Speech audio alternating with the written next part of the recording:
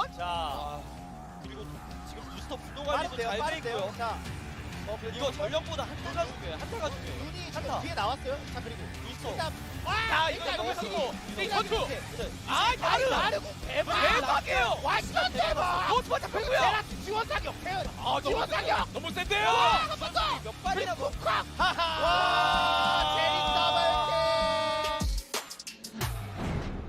압박감이 굉장히 클 것 같아요.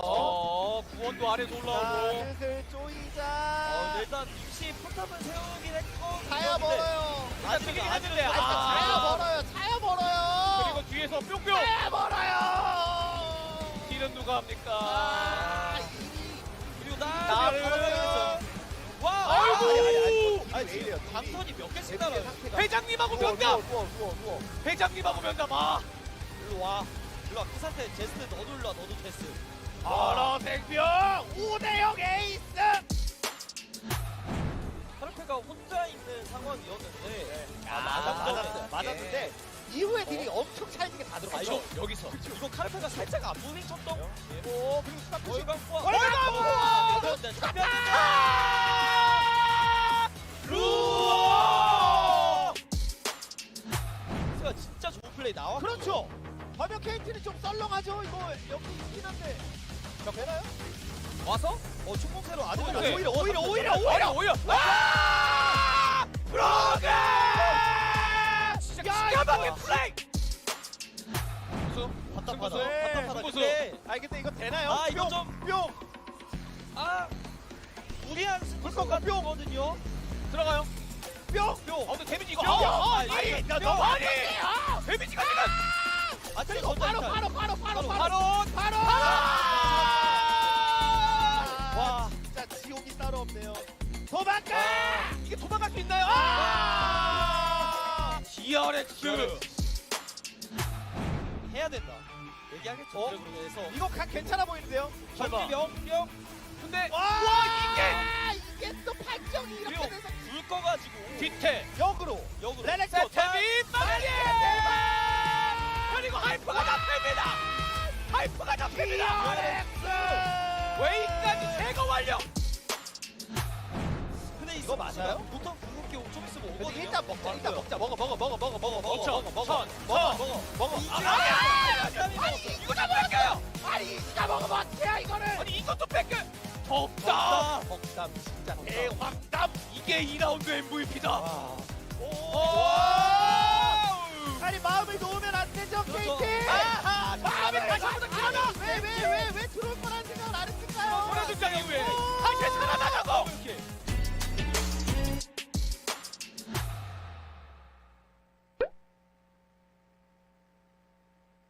근데 확실히 CL이 화이트 데미지가 진짜 세. 아니 가오 빼. 왜 이렇게 근데 아니 근데 가오 빼라고. 마이크가 이거 이상하지. 네. 와 개역겹네 진짜로. 아니 이상하지 않습니까? 나 존나 어색한데. 이상해. 원래 이게 화면에 보였나? 내 눈에? 가오를 갑자기 뒤지게 잡는데. 진짜 어떡하면 좋아? 뭐냐 니? 이렇게 돼야 돼요. 레넥 이거 한번 보죠. 이거 제 얘밖에 없거든요. 이거 20초 뒤에 레넥텔 돌고. 오케이. 우리 칼각으로 볼게. 여기 놓아줘요. 애들. 나 퍼즈 한 번만 볼게 이거. 가라. 왜? 나 팔 절여가지고 손 절여가지고 잠만. 오케이. 물 마셔 물. 15하고. 물 마실래? 손이 이렇게 절이지? 천천히 해. 천천히 돼. 마사지 좀만 하고 할게 이거. 선지 아프다 보네. 그니까. 마음 아프게 그래. 마음 아프게 아프지 마요. 걱정되게 왜 그래. 괜찮아? 좀 괜찮아진 것 같아요. 해도 됨? 하다가 네네네. 하다가 저리면 다시 걸어. 나 자세 때문에 이런 것 같아서 오케이. 거리 빼니까 괜찮아졌다. 오케이, 나 탈박해. 천천히 우리 제라스 자, 이쪽에서. 랭크 뺐어. 오케이. 여기 나 알리. 슬슬 공 끌게 이거. 레넥 많이 빼놨어. 야, 이거 피만 가라. 알리고 가라. 빨리 잡. 뽀삐 뺐어. 삼바. 아질필. 잘 볼게. 잘 걸었어. 잘 정확다. 삼바. 쭉 가져가. 바로 넣었어. 야, 아리 피. 가도 돼. 차분하게 하면 될 때 우리 항상 1세트 맞출게 1세트 잘하고 자서 좀 침착하게 하면 될 것 같아 잘하자. 최대한 늦게 집 가자. 오늘 11시 퇴근이다. 못 바꿔서. 11시 퇴근하고 허버. 11시 퇴근하고 허버 후 화장실. 좋대. 아, 패스 얘들아. 복수하고 싶어 이거 미드 시야 좀 중요할 듯. 아. 이거 그러니까 미드 앞선 잡는 쪽이 계속 푸시하고 주도권 잡을 것 같아. 콧바람 살짝만 나 들리긴 하는데 영준인가?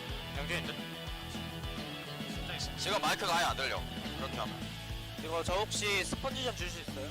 아 스펀지 때문인가 보다 스펀지야 스펀지 오케이. 후회 없이 하자 또. 야 마지막 포인트. 야 그냥 또 마지막 없이 그냥 마지막에 생각하고 해. 오케이 파이팅 첫판이 아니야. 첫판이 나 나안 날릴게 빼. 메뉴 이거 3번인 것 같아. 쌈보자 야 신대야 앞라인부터 봐야 돼. 앞라인 쳐봐. 신대부터 비고 나 죽었고. 그래 미쳐 끌게 오케이. 들었어요 저 사놓고 잡은 데. 너플 그웬 텔 있어요 하나만 야 시원하게 막자. 첫 바탕 끝난다 이거. 야 이런 데서 그냥 쭉 보자 이거. 노플이다 노플. 포크부터 보자 이거 맞아. 생각볼게. 나딜 못하고 노플. 고생하다. 몰라. 3으로. 다른 사람 노텔까지 노텔까지 쭉 가자. 노플이야.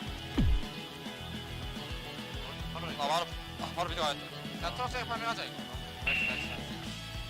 이거야. 야 이렇게 얘들아 빼.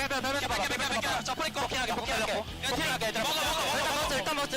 먹어 야다 넣어 삼아 이겨 제발. 갈게 나라.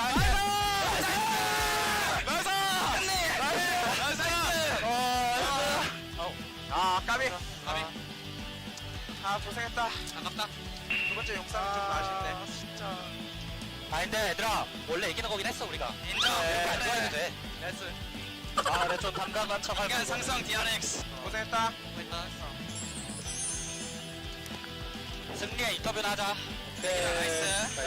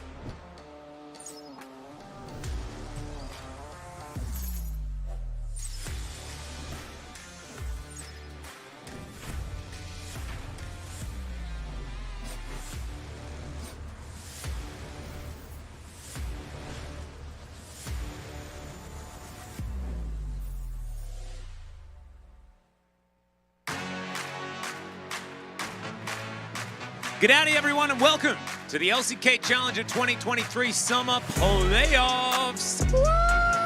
Hell yeah, we got the two best teams, the ones that have done the mostest of the winning, and they're going to be facing off here today. One of them is going to discontinue winning. The other one is going to go on and win some more. It's going to be the best. It's gonna be good times. We have, I think, a lot of differing thoughts going into this. I do think that Nongshim are definitely the favorite, given the form that they have showed, both in the end of the split and how well they did and how clean they looked against the RX. But it's challengers, so what will actually end up happening? We couldn't possibly know. There's no conceivable way. I think that Nongshim have been drafting a lot better. They have. That they've just been their handling of the meta seems pretty good. The team in general, like I think, like we were having a bit of a conversation about this off air, and that is the fact that the coaching staff for this team just seems to have so it going good. on. They seem to know stuff. I don't know what it is. You used your mic cable to just knock over a pen, by the way. Almost, yeah. That was really exciting. I was very scared. You guys, there's a little pen stand here with some pencils, and I can show it to the audience. Looped around. It was scary. Hopefully there weren't any branded pens in No, there. you and couldn't just got see someone in anything. trouble. It was like I an double-checked. opposing bank or something like that, and Uri Bank like calls up WDG and tells would them never. that they can never broadcast Challenger 'Cause ever look, again. Uri Bank, it's right here. That's true. But what if That's like the only bank what that if matters. what if these were branded as a different esports organization no in one- Korea and Casper gets upset? Well, I don't know. I I don't think there is one. I don't think there are. I'm just seeing, some pencils. Mm-hmm. That's about it. Yeah. There is a riveting whiteboard marker there. We don't actually we have got a whiteboard. marker. We got like a little Very standard pencil. pencil. Yeah. That's an HB by the looks of things. We Yeah. are really in the playoffs theme Oh, yeah. already. We are very serious and Do you know dedicated casters. why? Do you know why I'm struggling here? It's because I don't want to say anything bad about our boy Thumb. That's why. That's why I'm trying to sidetrack us a little bit. I think he did have a redemption arc during that series, but for the first two games, it was really rough. I'm with you. I feel like the rest of D Plus kind of won despite I think his he had that one last Rakan engage. Yeah. Well, I think his Rakan game was good, but I do think that if you play one good game out of 5, and you're a large part of why you went to 5, might not be something that you're going to be really happy about. We'll see if he can bounce back here today. I do think that this is going to be some amazing League of Legends, and to me, it really is about D Plus individually. I think still, most notably, Thanatos and Lucid consistent. Although Thanatos did actually have a bit of a rough series last time around. Yeah, but Lucid, he's perfect. We love him. His realm. No, I think perfect he got is what? actually perfect. Yeah, no, he's knocked out. I know. But individually exceptional. Poolbait, when he's on, also looks incredible. But then we go back and we look at the Setup versus Calming matchup, and that one went mostly in favor. The casters, Wolf and Velas talked about this a lot as well, about how the previous series was basically boiled down to who won mid lane. And with Poolbait's form right now, he can. But I don't think he consistently will against Calmy. I think Calmy has been playing phenomenally yeah. well. Also, MT Bly, hi. Hi. Hope you've been doing fantastically well. Embryage, how you doing? Matt24, Zormi, how you doing, guys? I hope you're having a lovely time. I had a fantastic experience, by the way, with the YouTube channel. Oh, really? Yeah, I just went there. I clicked on the most recent VOD, and I watched it after going to the beach the other day. Nice. And so I caught up with the entirety of the last match. It was absolutely fantastic. Got to do it on my own time. They replayed YouTube chat, so I got to experience that. It was absolutely fantastic. But let's introduce the teams. D Plus Kia's Challenger roster are now going to walk out and sit down on their chairs. I was like, are they invisible? Is that their special trick here today? But no, they are going to walk out. And Thumb bringing in the rear, as you can see. And I'm hoping that he has a better day here today. And I'm also hoping that Poolbay has a better day here today as well, because he was definitely up and down. Tristana tends to do that, but his performance was definitely up and down the other day. Yeah, and I think this has been a continuing issue for Poolbay, who, when he is on, looks absolutely incredible. We cast that DRX D Plus series. That's one I always go back to. His LeBlanc was that was one of the most impressive carry performances I've seen. And then in other games, I think his laning phase generally is good, his early lane in particular, but then you get to mid game, he's just jumping onto people where he shouldn't, gets taken down in side lanes, and in general is a pretty decently sized liability for his team. By the way, I just saw a comment in Twitch chat, which I've realized is exactly me. Hello, Atlas, the T1 hate lover. That's am you. Actually kind of a T1 hate lover. You are. I just You love love it. to hate. No, it's You not hate that I to love. love. I love it when people hate me for thinking that I dislike T1. I just Yeah, love but that. there's a lot of layers to it as well. I know, but it's just, oh my god, it makes me so happy. Makes me so happy. Anyway. Is Thanatos the best LCK CL top laner in the... That is tough. I do think Thanatos has people that come close to him when it comes to performance. I think the only player that I'd say stands completely alone is Lucid. I think everyone else has like someone that matches them well. Satap on a good day, you know. I think Dogdom's pretty good. Yeah, okay, well, that's because he's a he's a world's quarter finalist. He's an exceptional AD carry. Okay, fine. Dogdom we can leave by himself. That's okay. I'm fine with that. He kind of is by himself here in Challenger, Yeah, isn't he? he is. Just a little bit. Oh, Lanana Bunny Stacks. I actually kind of love that. I do love an Affogato. Remember the one we got from the place in... Wait, where did the Affogato come from? Oh, very, very nice. Sorry, I was more Oh, you were, commenting but on the Lucid bottom or one, Lucid. yeah. It's good. I mean, That's one that really doesn't quite work in speech. But let's introduce Nongshim and the team that could, the little team that could.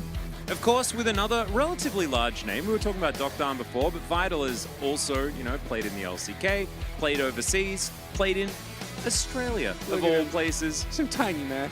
Yeah. Little Vital. A little Vital. And Double H as well. We've got two hands going up against one thumb. How one-sided could this matchup be? I never thought about it that way, but I kind of love that. To me, the most impressive part of this, Ooh, I think I know what you're roster gonna has been Kami. And maybe that's because I'm biased, but I do have to say that... I actually, more recently, for me, it's been Sounder. So I think Sounder has been playing amazingly But well. the biggest surprise is Mahao. Because this man went from a True. legitimate Cassante one-trick to being one of the best top laners in the league. And I gotta just commend the coaching staff for Nongshim, because last year they made 2 miracle runs, one of which actually won them the finals, when the team was not hyped at all coming into playoffs. And then this year, they get a brand new academy team. Mind you, also the previous Nongshim roster had actually been playing together for a really long time, if you go back, like, way back. And as I recently learned, we're on a roster with Chuhan. Yeah? The roster that's now in the LCK. That Oh my roster God. actually, I know, and Bay. Good God. I what know. a Isn't it time isn't to it be amazing? alive. World champion. They played with world champion Juan and MSI representative and PCS champion yeah. Bay. Man, that guy has got a lot of accolades. I For a know. player that, like, we really tend to overlook quite a lot. Absolutely massive amounts of accolades. I do want to take a short aside. Hit it. To, Birthday shout out. Yeah, You gotta do it. Amin's little bro, Karim. Happy birthday! Hope you really, hope you love the games today, and I hope you have an absolutely lovely day. It's just a joy to have you here in Twitch chat alongside us. And now it's a copy pasta. So now everyone, Karim's just going to get shout outs absolutely everywhere. Love that. 3XLG. I really hope that they copy pasted it just so that I would definitely read No, it I like it. as a shout out. That's really lovely of You're you. the best chat. Yeah, that's just really, Yeah, really again, beautiful. So HH went up and had a 6K. The 8th idol was third as well. Against what is the best Dogdom, without a shadow of a doubt. Or the best bot lane, rather, in Dogdom and Plata. Yeah. Which is kind of insane. So Affogato is a... Oh, I thought Affogato was the A coffee. Taotis defense? That sounds good. You think there's a case for Miles or CL? Yeah, I think so. I think Thanatos has slipped up a little bit recently. Not as much as Pool Bay. I think there's been a lot of catching up. I think that's That's kind of what's actually, I happening. like that. It's I a pr- I much better way. prefer to think about it that I way, you love know? that. That is better. Because when you look at the improvement that Miles made again, this man was a Cassante OTP, and not even that good. It was just like, oh, it's Yeah. open, lock it in, and then he would be like kind of okay with some pop-up games, but Ojin is like, I don't care, 3-zip. wow. Whoa. And I wasn't expecting this. I actually thought that Wolf and I would be in the minority. Because I think that, like, I was watching along that series, and I could hear in Wolf's voice that he was very impressed with how Nongshim played. And I think most of us actually, I think I was the only one out of us that predicted them to win their last series. And that was off a hunch, right? Like, I actually think that, like, you know, if I was to Yeah, go you were. down to stats and things like that, I would have probably chosen differently if I had to mathematically predict it, but I just had a feeling that they were going to do well. And so we went with it that way. This time around, though, I kind of like the fact that it is 5-4 because they did just look really good. I think it's a very good representation as well of what I expected today. I don't think D+ should be in a position where they reverse sweep again, because I think against Nongshim you're not going to be able to, because this team's mental is, it's Nongshim. Don't try and win that. Don't try and win that battle. Isn't it amazing? Because they're up against D+, and as an organization right now, they are the most flippy, emotional, like you never know whether they're going to be able to follow up a good performance with another one, or whether it's just going to be mental collapse even without the slightest of provocation. Yeah. Whereas Nongshim are just sunshine and rainbows. They're a Carly Rae Jepsen song in her happiness era. I know. You know? I mean, that's always. Didn't she also write an entire album based on complete and utter heartbreak because she went through a really bad breakup? Yeah, but that's... Not that I watched a Carly Rae Jepsen interview or anything like that. No, you would never. It was purely for research for this particular role as you Chronicle need, co-caster. you need the casting with me. You have to do your research, you know this is going to come up. Speaking of research, there's a draft. We have a Tristana, a Nocturne, and a Poppy banned away. D+, so we D+ learned this. don't like Yordles. We learned that there is one thing you don't want to give if you want to play aggressive, which we know you love. Cassante. And that's, no, it's the tree. Yeah, and we've It's also seen Maokai. Jace do extremely well here in Challenger. Nongshim are now kind of like flabbergasted as to why... Slam Jay's Maokai? Or Jack. They've been Jack Sejuaniing a lot as well. I prefer it.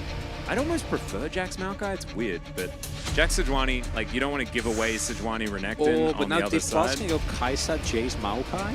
That does seem very, very strong. But didn't Nongshim also beat the DRX Kaisa Jace Maokai pretty comfortably?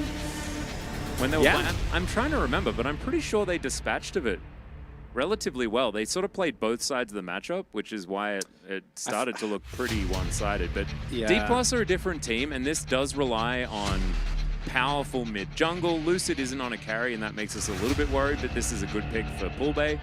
And Call Me going to have a bit on his shoulders here this game.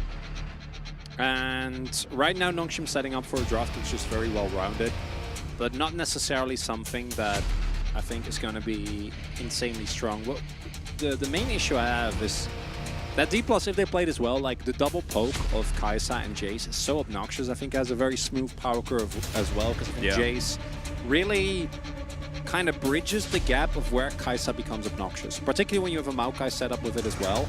And you can still flex his Maokai, right? You can still end up going with the Maokai for thumb and maybe try and get something that can invade sound. I don't think that'll be the case, because I think it'll be really hard to get a winning 2v2 top matchup. So I do want to see a Gragas ban though here from Nongshim. I think that Gragas is exceptional. Rumble.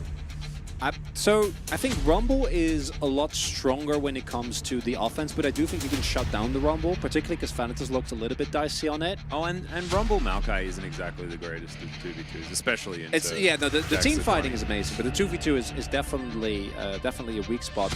Instead, though, they're going to go for Necton. Huh, which you're kind of happy to... I would have loved either Rumble or Gragas. I think you can make an argument for both, but I think that both those champions now are going to be feeling pretty amazing. That is Rel on 4, kind of crazy. And the thing that's really insane to me is the fact that we don't see a Zeri ban, we don't see any of these like team fighting AD carry bans, and a Xayah is banned away. Like, what would you want ideally into Xayah?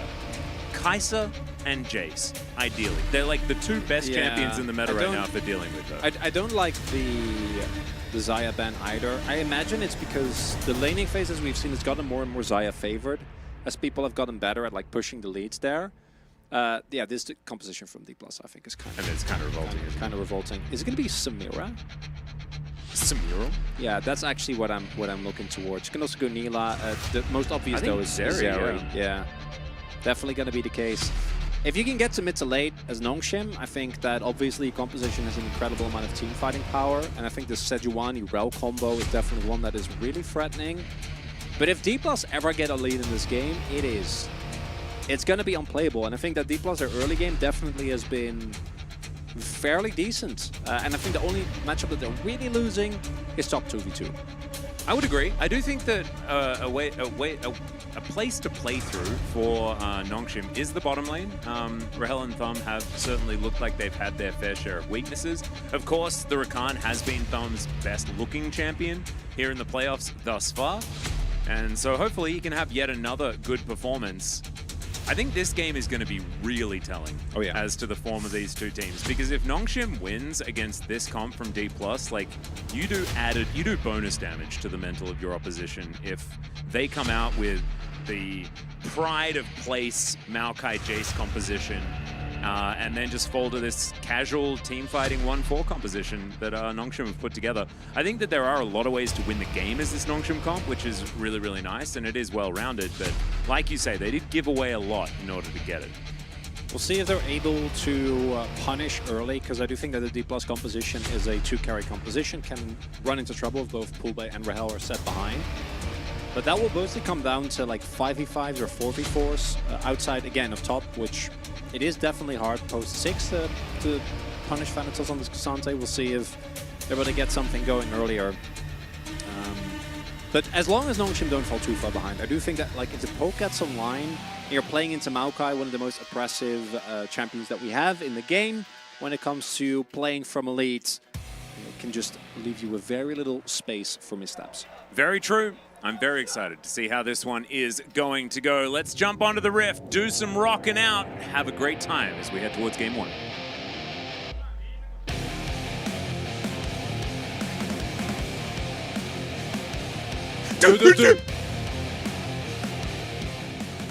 Are you a seal? Yeah, I was going for a seal Yeah, vibe. it actually was. I'm really glad that you picked it. Wow, we've got Nice. some good synergy today. Sealless? Oh, it Or didn't, at seal? It didn't come across the way that I wanted it to, really. At seal. But I was trying to go for like a bit of a seal vibe. That seal just sounds like you're adding seal and you know, sending a tweet to him, thanking him for Kiss from a Rose. Yeah, something like that. Silly Goofy Lawn. What an incredible name. I'm not gonna lie, that's probably one of my favorite. Like choking. It sounded like choking. All right, I'll work on it for next time. What do you think that like the next one should be if it's not going to be me aggressively choking? As Maybe we do Venga Boy style do do do do. Doot, doot, doot, doot, doot. That works. I think you have to have a specific rhythm to it. As Double H taking a bit of damage here towards the bottom side. Ooh. Oh. Wait, who's faster? Who's faster? Huh. Boom! Ah, I was first. He nailed it. Got him. I pressed the button, but now he doesn't exist anymore. He's been gone. just booped into the oblivion. Did I unban him? I hope I didn't unban him. That would be very funny, but according to chat, I don't think that's the case. Oh yeah, no, don't worry. He's currently banned. He's currently banned. He's currently banned. Absolutely fantastic. Perfect. Mm-hmm. So, Mahao again, 12-4 on the Jax. HH 12-4 on the Rel. Damn. Yeah. These are some, and this is what we were talking about, right? Because we really like the D+ composition. It's something we've seen be very successful. It's something that even Nongshim piloted to great success as well. But these are definitely some picks that Nongshim have made work in the past as well. And in that whole series against DRX, it was a battle for top priority in the draft, is what it sort of felt like. And this was like cream of the crop. You get the Jax Sejuani and you feel fantastic about it. You have to play towards it, which we'll see whether that actually is going to be the case. True. 3 losses on this Cassante for Thanatos. Actually kind of interesting because you see 72.7% win rate and normally you'd be like, damn, that's amazing. But then you remember that this team was 22-0. So the majority of their champions they have very, very high win rates on? They do. Yeah, they just kind of won on everything a lot. So not going to be too crazy as they're fun. Very much on the edge. Will take a hit there, but with the Guardian proc, I don't think it's going to be at the end of the world. Does not hit his Gleaming Quill though, so oh no, will not be able to heal back up as we've seen this a ton using the Jax to proxy early on. I do like that Sounder is actually towards the top side as well. Yeah. Because we have seen some Jaxes more recently just get killed by proxy top side of the map. Yeah. Hasn't been as good. So going for that cheetah recall. Mahal not going to have to use his flash, which feels, sorry, his teleport, which feels real good. I think Thanatos as well, having dealt with his wave, is going to be all right. But a lot of vision being set up here by Nongshim towards the top side of the map, making sure that they can keep their eyes on Lucid. And this is another way to sort of play towards your top lane as well. Actually use your vision resources to allow Mihail to play with a little bit more reckless abandon. I believe they just spotted the Maokai, and so he knows that he will have to be a little bit more careful. There it is. And also Sounder playing on vision as well. So it's now time for Mihail to be a little bit more careful once that Maokai goes away from his Grump. And looking at some itemization choices here, we have Call Me. Did Vital just nail that, by the way? Just getting in and grabbing the cannon? Yeah. He also had a really nice wall jump earlier on, so gorgeous. Doing very well. Call actually for Vital, so if he goes even against Rel, that's already a big win. Poolbay also went for First Strike, which really is a confirmation that they are going to be playing for Puck, which I like. You know, I think that Phase Rush, as good as it is definitely a rune that feels to me more suited on the top lane variety of Jace, where the extra movement speed gives you a lot of safety in lane. And with how you trade often against a Nazir, I don't really think you're going to be getting too much value out of it, because he doesn't need to be in melee range to fight you. And it gives you a pretty big speed boost once we get to the later stages. As a nice sidestep there from dodge. Vital. Still does manage to knock up Double H as Lucid's coming down. Vision here in the brush, does spot the tree. Who's going to slink back into the fog of war. Sounder has started off this Drake. Little kitty cat going to help out there. As D+ kind of fighting for some sort of control of this bottom side. Sounder might need to move away from this dragon though, because it does look like DK have been able to get a little bit of the inside track towards the dragon, and Sounder will respect it. Hopefully should know that this is happening. Yeah, he's actually just going to face check it though. Permafrost starting to be stacked up here, and he does get stunned, but Lucid moving in now as well, and Call Me just a little bit lower than he'd like to be in this scenario. That sidestep there on the W, really big, because if he doesn't sidestep the second activation and Sounder gets his E off, then he actually dies. So really well done there by Poolbay, and it ends up not having anything happen. It was just an even trade. Yeah, and nothing crazy happens. No flishy flashies, no nothing like that.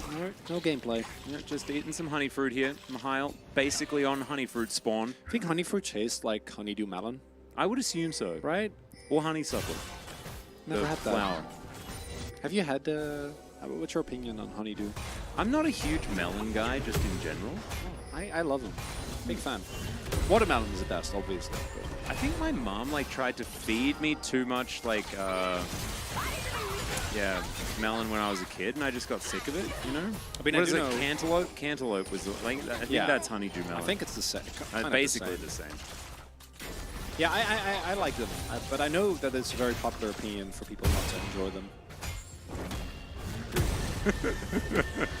Vestrogen, I was waiting for someone to do it. I'm glad someone did. Because they had to, you know. It's just one of those things. I have no idea what you guys are talking about. Yeah, it's like no. When there's a dad joke and it's looming, you have to. And I'm really glad you did it, because it's like it would have been something that we couldn't do. So Waprax, what happened to DK roster? Can anyone explain? They are all gone to start an alpaca farm. Well, they went to Deft's alpaca farm. Or does he have a llama farm? I always forget. No, he's got an alpaca farm in Tasmania. Is it? Yeah, Deft has the alpaca farm. Yeah, right? yeah. Okay. Yeah. Chovy has the llama farm. camel farm. Camel farm in New Zealand. There you go. Yeah, I think Faker's got a llama farm in Queensland. There you go. I always lose track of them. It's hard to no, it's hard. It's hard. We do have level 6 available for Lucid. Yeah, Sounder going to dive in. There's a decent crash down. Lucid just 100 to 0'd. And now there's no smite, so this Drake should go over to Nongshim. They're looking for even more here as well, though, as Thumb trying to keep his teammates alive. Voidseeker's flying forward, but with the man advantage, Nongshim are still looking good. We do have a back coming through from Mihail, but he does not have teleport, and Thanatos did have his available. Nongshim not going to push the issue, but still, grabbing a Drake and First Blood feels fantastic. And with Aftershock, maybe Lucid survives there for the rest of his team to arrive, but mistake there from the player, thinking that he's tankier than he actually was. Just gets engaged on by Sounder. Doesn't even get to use his flash. And again, this is Phase Rush Maokai, so you are really good when it comes to setup, but even with the ultimate, just really well done. Sounder and HH very much on the same page. And even if Thumb gets a multi-man knock-up there, there isn't really an opportunity. Rahel didn't have 6 there just yet, so he won't be able to join the fight at a moment's notice. Nice opening there for Nongshim, who punish Lucid overstepping. Yeah, and Embriage has a very good point, because we haven't had Jeff Drake for a while. Lake Drake, haven't had that guy either. Haven't really done the full adjustment of the naming convention, and maybe it's something we're just going to have to look at for 2024. We do often just forget stuff. Yeah, that is generally how it's done. When we're like, oh, this is cool, and then we forget about it. Unless it really sticks, like, what did they mean by this? Or it's stage on, or it's challenges, baby. Yeah, that's a classic as well. Da Crank. Da Crank. Instant classic. That's true. Never gonna let that one go. So we do have Lucid in the area, but Ooh, grand entrance. doesn't look like they want to go. Double H does not. He does not seem enthused by that. It wasn't actually that grand, as it turned out. Call Me just playing bouncer here, wanting to get rid of anyone that's coming on over, and it looks like neutral objectives, bit of a monopoly being held by Nongshim, much like they have on the Ramyun market as well here in Korea. Might be looking for a dive here. It's Yeah. kind of an on-off that sidestep situation. from Vital, just gorgeous. They will not have intel on where Lucid specifically is, but it looks like they don't want to go for it. So D+ really respecting here, and Nongshim running away with the early game because they will be able to build up a pretty sizable gold lead. And additionally, and I think this is really important, Vital also sitting on the call, right? So you can actually build up a about 1.5K gold lead here just through the early objective control. Now, there are a lot of subpar Drakes still available. I'm looking at Ocean, I'm looking at Chemtech, that are still in the pool. Hextech Mountain already taken out. Could be Cloud, in which case, obviously, going to be over the moon. Infernal, self-explanatory, but... Vital just goes back and completes his static shiv. Oh, yeah. With 6 stacks left on his cull. So it's a very, very happy Zeri. Rahel as well, actually a dagger ahead, in theory. So we do have item parity towards that bottom side, but it does feel like Nongshim have about as much of a handle on this game as they want at this stage. Going to need more to feel comfortable about how this composition is going to work, and the mid game is where DK's comp really comes alive. Yeah, and once Kazanze gets there, I also think that the disengage from D+ is a little bit stronger than it was there. But we'll have to see, because I do think the DK comp actually scales really well, but it is way harder to execute. Because for Nongshim, the pressure on you is press your buttons and go. And if you do that well, then you buy space for Vital, buy space for Call Me, as Thumb will sidestep and be completely fine. And here is the gold lead that we were kind of expecting. As Sounda is fishing with his flail. Yeah, doesn't get caught up by the little sapling kitty cat. As Mihail, understandably feeling pretty good in this lane, but we've seen Casantes fall much further behind than this. I actually think that Thanatos has been coping with this very, very nicely, trying to keep that Jax down as much as he can. However, the Jax does have almost the most CS in the game, and so will definitely be scaling towards problem status towards the later stages. But I think, like, there are times where you're really scared of what a Jax is going to do, and there are times where you're not as worried. And I think when you've got a poke composition like this, when you're just trying to keep the team at arm's length, you're not as worried about it outside of in the split push. And I think that when you've got a 4-1 composition like this, splitting the map against poke is actually kind of nice if you get yourself a Drake buffer. So these first few dragons, I think, are extremely important for Nongshim to at least contest, you know? Try and get themselves there to buy extra time. Because I think in the late game, 4-1 like feels absolutely fantastic because the Jax can 3-hit turrets. So you really have to force decisions as Thumb. Possibly just caught out of position here. The Permafrost not even going to go off. Wasn't actually in range towards the end there and ran out of vision. Yeah, and trying to flash on top of Rokan definitely can backfire. Didn't really use anything though, so they're still going to be happy with this. And we'll see, because Maha has already walked over. Not a lot of vision control here available for D+, and if they don't want to invest... it's gone. Yeah, they're just letting it go. But they're not really getting anything out of this, because the rotation from Nongshim is so clean here. Yeah, it's a pretty nice dragon. It's like the spiciest of all the dragons. Well, Like this Nongshim's is in this the series. I mean, it's a collection of Nongshim-based dragons, you know, because you get the bowl, the ceramic bowl, right, made out of the mountain. You put it in the microwave, right? Hex tech, you know, and then it becomes like fire afterwards because it's really hot. Ramen. It's beautiful. It's like a little story. I like it. I had to give it you were some not, fun. You were I had not to give making it some, good faces. You no, weren't no, making no, good no, faces. because I wasn't sure until you finished, and I'm like, at the end, I like good metaphor. I enjoyed that. That Do you was know a what story. I love when we get first-time chatters, just question marks. That's when I know that I've said something silly. that you know? you've done a good job. Yeah. They they went out of their way to stop relaxing on the couch or something like that, so that they could just type some question marks to let The me know that story I'm an wouldn't idiot. be good on LCK broadcast. No, this is why Challengers is just it's more intense LCK in every way. I like to use it as a testing ground to It's see basically which content is the good this content. is the, as a great storytelling here, showcases us the amount of vision control towards the top side with Herald spawning in a minute. Trying to distract us from the Ramian conversation. Yeah, no, actually, I wanted to go back to that because this is the equivalent to when an artist like doesn't play under their own name and just goes to like small clubs and plays, or like a stand-up comedian is just doing, you know, random open mics just to try and get a feel for his new material. But I don't ever hear you do the same bit, though. That's true, I've never actually. heard you do a bit. Maybe it's the vibe of the bit. As Lucid is going to just send Vital a message. That's nice. The message Good was, damage. you will take some damage now. Blastcone is going to get Double H out of there. As Thumb, just trying to be a nuisance. Success. At this Nongshim point in won time. this one, DK. Okay, well, you're a first-time chatter, so this makes sense. You have no idea what's going to happen in this game. Yeah. Yeah, there's no way of knowing. But at all. we're not going to be mean because you're a sad man.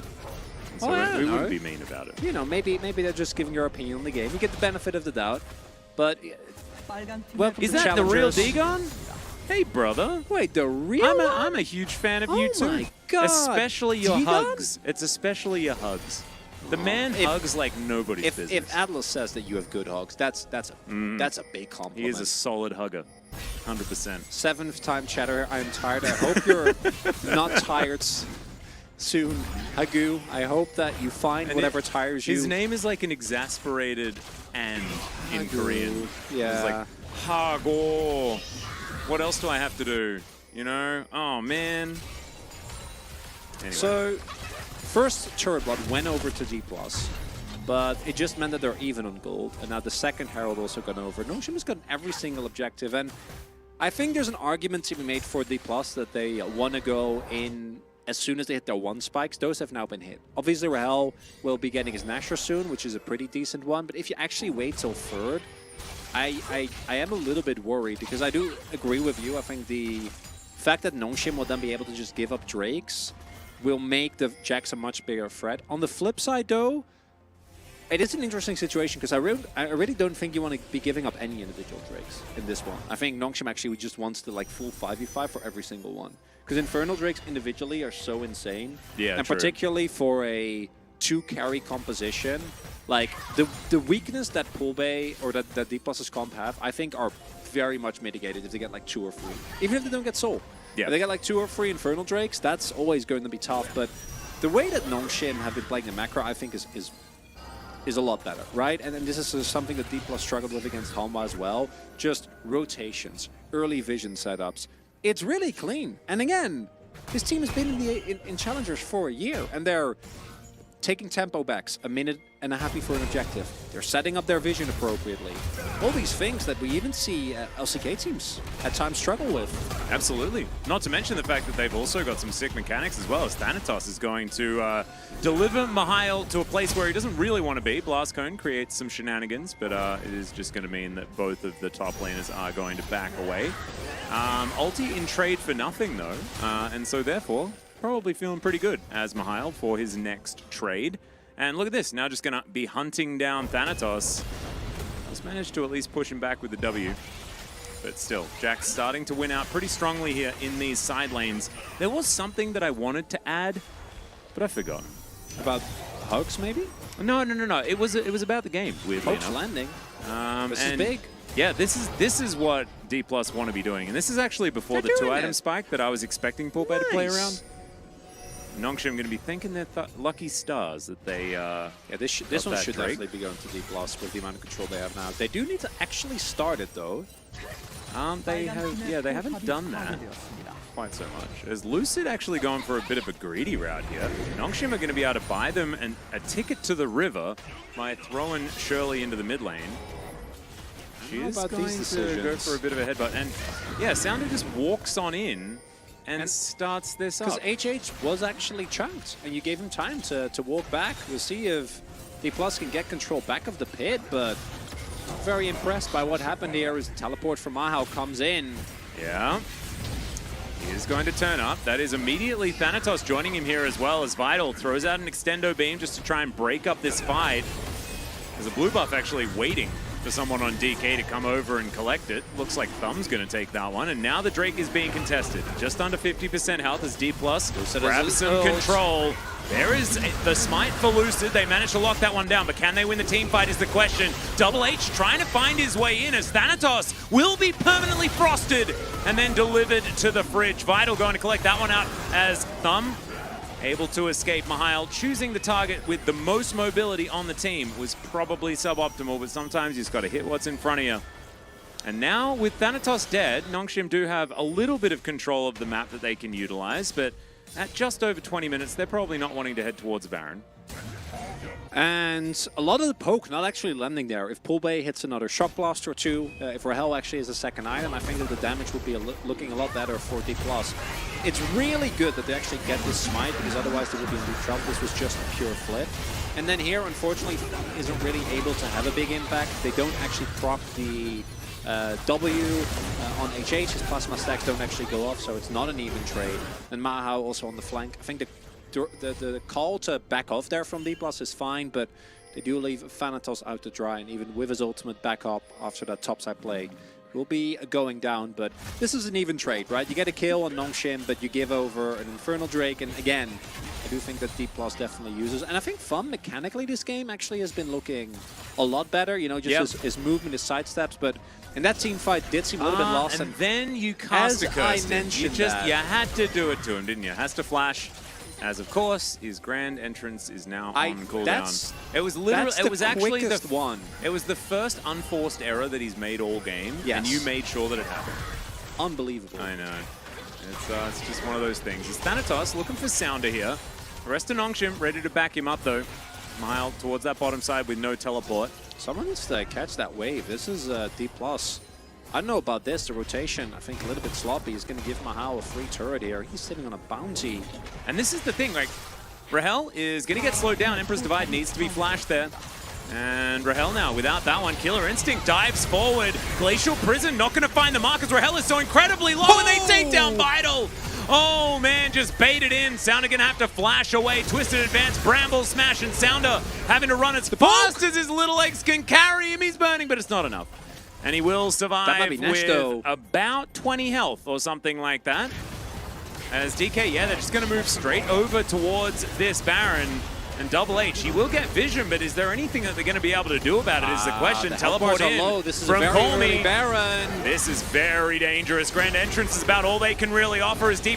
Lucid staying in the pit. They're trying to commit to it, but look at these health bars. They're getting torn to shreds. Still, the empowered backs trying to come through here as Mihail just going to lap up the dregs of D+.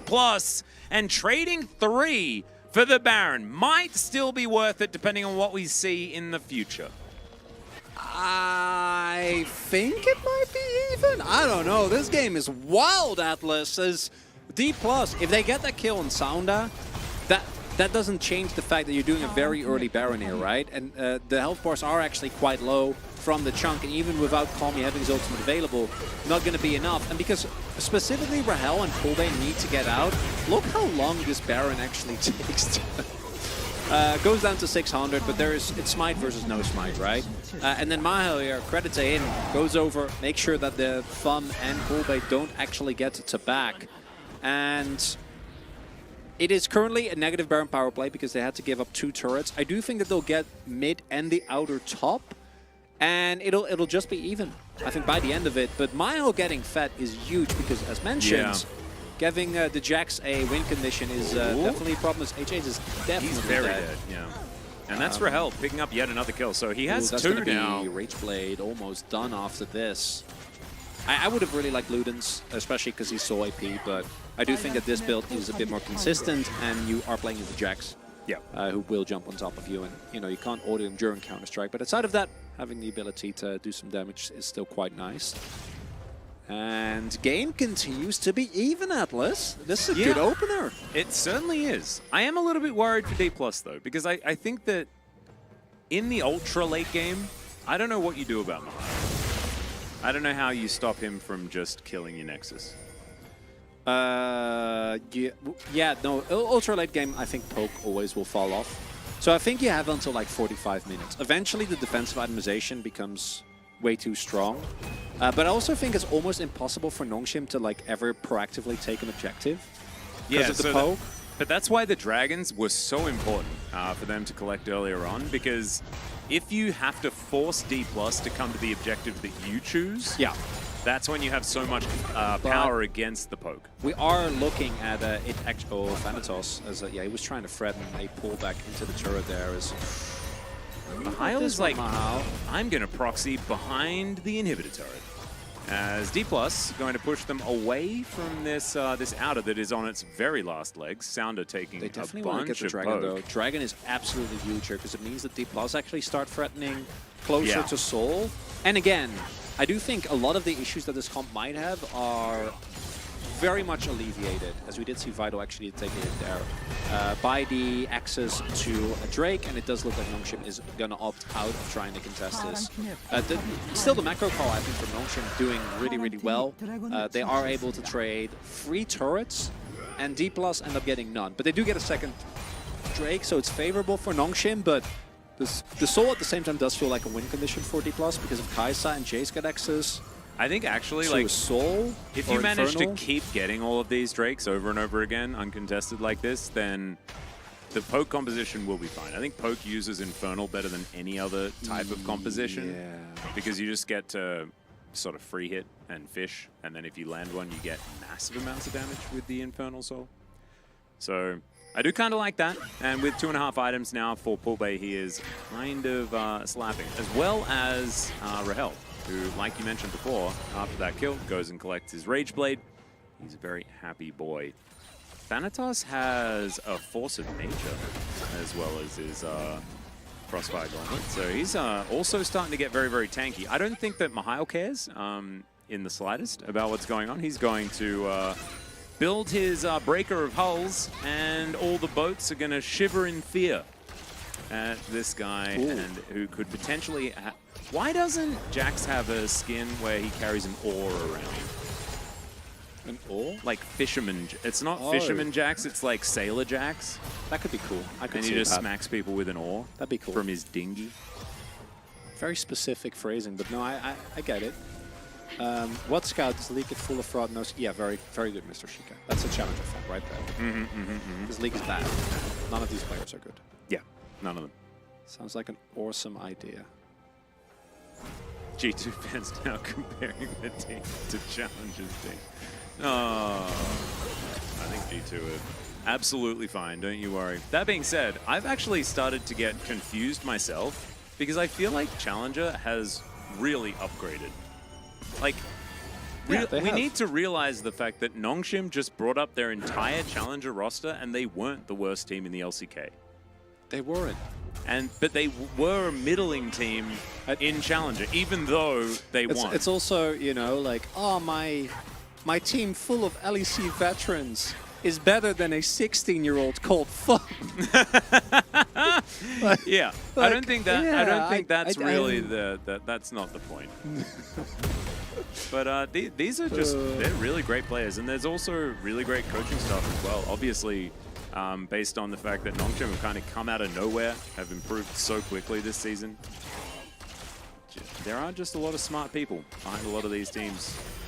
It's And easy to look. Vital misses a cannon, fun. so It's easy to look worse when you're playing against really good opposition. You know, it's better to be the Yeah. 10th place team in the LCK. Those players could still go to literally any non-LPL region and crush. I think so too. That's just kind of how you know relative strength works. Yeah, this is as a he's breaking the holes, Atlas. Oh yeah. Oh, he's big time breaking the hulls. Look at this. He sensed a hull and he dove straight on top of it. Thanatos, I don't like this itemization. Force of nature.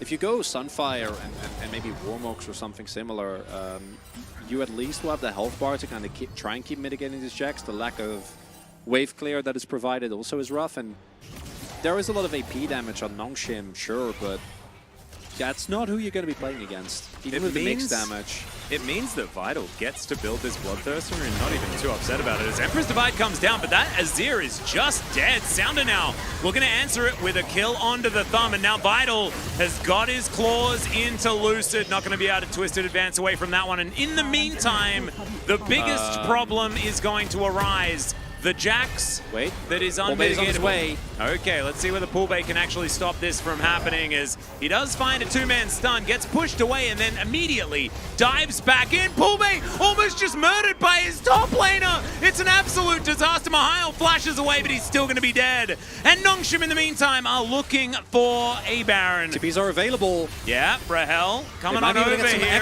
Let's see whether the Baron will be secured. There it is, and everyone dashes over the wall. Oh, I was waiting for Rahel to take a W. Doesn't end up doing it. Oh, 2 people dead and the Baron wearer's alive. Yeah, this is the first time that... It's the trade. It's actually a good trade, though, this time for Nongshim. As we take another look at this, I'm just kind of baffled at them losing this. Because we go in, right? We kill Palmy instantly, and then... I feel like they kind of have to take this and try to play, but with Sounder, they don't want to risk it. Like, both Rahel and Poolbay are full health. Well, it's also a poke composition, and their front line is trying to deal with the Jax. Because I just don't think Lucid and Thumb can't really keep them busy enough for long enough for Rahel and I don't know. Like with Poolbay to do enough. With full health and killer instinct available, maybe they could have, but this is very... Like, do you see that stopwatch from Poolbay? That was... If he does that literally half a second later, that was mid-Jax auto animation. I know, it was dumb. Really, really clutch there. But the play from Lucid, bit of a forward, doesn't end up working out. Nongshim capitalized beautifully. And now we have Fedzeri, an open inhibitor in the bot lane. Maho obviously is almost able to straight up 1v2. Yeah. Man, I'm like, if there's a playoffs MVP vote, it's Mihail. Like, but actually, it's also Call Me and Sounder. They've also been playing extraordinarily well. Really good. It's crazy that Nongshim just seem to come together at the end of summer. It doesn't matter what the roster is. This organization just seems to get good. Even last year in spring, like they weren't expected to make it to finals at all. It was DRX. DRX were the promised team, a team so good that some. Oh, you got one? Yeah, I got one. I got one. You know, a team so good that some challengers Kosov might have said better than the best EU teams. You know, that's how good last year they were. Yeah. Yeah. I know. Can you imagine? No, I can't. I'm not an imagining kind of guy. That was a nice fadeaway there from Sounder. May not necessarily be enough. Actually, he's deciding that he wants to go back in because this tower is on half a health. Yundo, if you could just pop down and see the very... No, there we go. Sounder breathed on it. Now Thanatos looking for an angle. The flash does come out, and that's a very dead Sejuani. Jax, though, he's not letting go. No, he is just he's just pushing to an inhibitor. He doesn't have that much vision, so he has to respect. May not actually want to take it as well. They might want to still be able to farm lanes and stuff like that. I think you always take it, because then you can just go to the other lane as Jax, and then you have 2 side lane pressure instead of 1. Yeah, true. I definitely think that he just played, which is fair, played respectful, because they had some vision, but they could path towards him and him not knowing. And if he dies as well, that is a lot of pressure gone. That means that... a lot of gold goes into what I assume would be Rahel or Poolbay. Well, Rahel, by the way, is definitely obscenely strong, but I think once you lose control with this composition, actually getting the poke that you need is so hard. And look at the itemization as well. Vital does it have the consistent damage to kill Vital through more and should still be able to if you can get some damage down at the beginning. If Rahel stays out of CC. Yeah. I think you probably can. But the Zeri moment that we might be in for could be a very frightening one. I'm a little bit worried about it. Yeah. As I wonder, I think Nongshim is in the prime position to take this game, but the one thing they do really need to respect is the D+ skirmish, right? Take out a single target, get yourself a dragon, kind of go from there, as Thanatos will be met soon, as Sanda is going to get spotted here as well. Yeah, just trying to clear out vision, making sure they have an avenue to get between these two lanes. Absolutely what you want to be doing in this 4-1 scenario. Keep your options open as to which lanes you can shove. And even without Baron, they are pushing very aggressively as Lucid does decide to go in onto Sounder here. He is going to be able to get himself out, and the Ignite is ticking as Double H almost just gets murdered. My goodness, it's very dangerous times as Thanatos trying to push Mihail away. Well. He wants to try and kill the inhibitor before he leaves, and he does do so, and Thanatos going to pick him up with a Q. And now Nongshim with Baron up in a minute and a half. They will be all right, but that will stop the push for a little bit. That's good. That's a good death, though. You 100% take that, because there is no objective on the map right now. If this happens a minute later, Yeah. D+ get Soul Point, they get Nash, and they're able to substantially counter push. Instead, a lot of resources get invested. They do pick up Mihail. Sounda almost dies, but no objective will be regained. The only thing that really D+ get out of this is a renewed sense of map control. As Lucid? Huh. Is he just dead? He might just be dead. I'm not sure what he was really I considering don't there. know. I think he was threatening, but the vision control was actually really good from Nongshim. And Lucid hasn't looked too impressive here on the Maokai. He never really does. He never has. It's not really his. He's not a facilitator.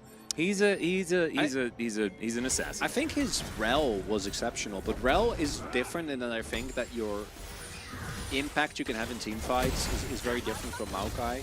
Maokai really does feel like I am facilitative champion number Yeah, and one. I am set up here in Brush. Yes. And I will. He's a I don't want action champion.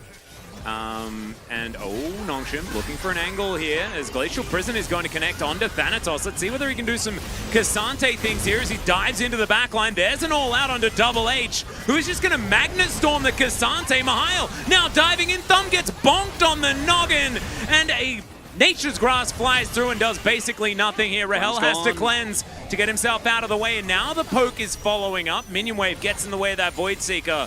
As Nongshim, there's 5 seconds on the Soul. There is also the Baron that is now up and available. Oh, health bars are low. Yeah, but I just don't think they're going to be able to get over there. To have it. And Thumb is dead. So Nongshim, they're not going to want to give up a Baron. The positioning is in favor of D+, though, and they have so much poke.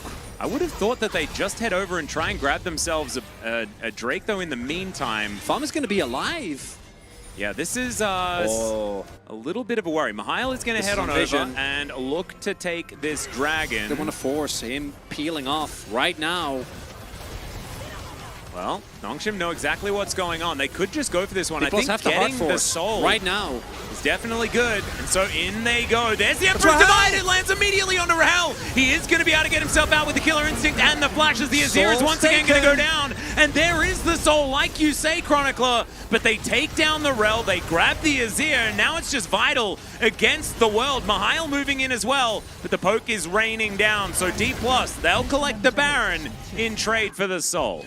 Oh, and I don't know, D+, they have a window now where they get to use the full power of this Baron to try and end the game outside of the value that Nongshim gained. Definitely going to be bigger. I love the call here from D+, and I think that actually they could have gone even harder.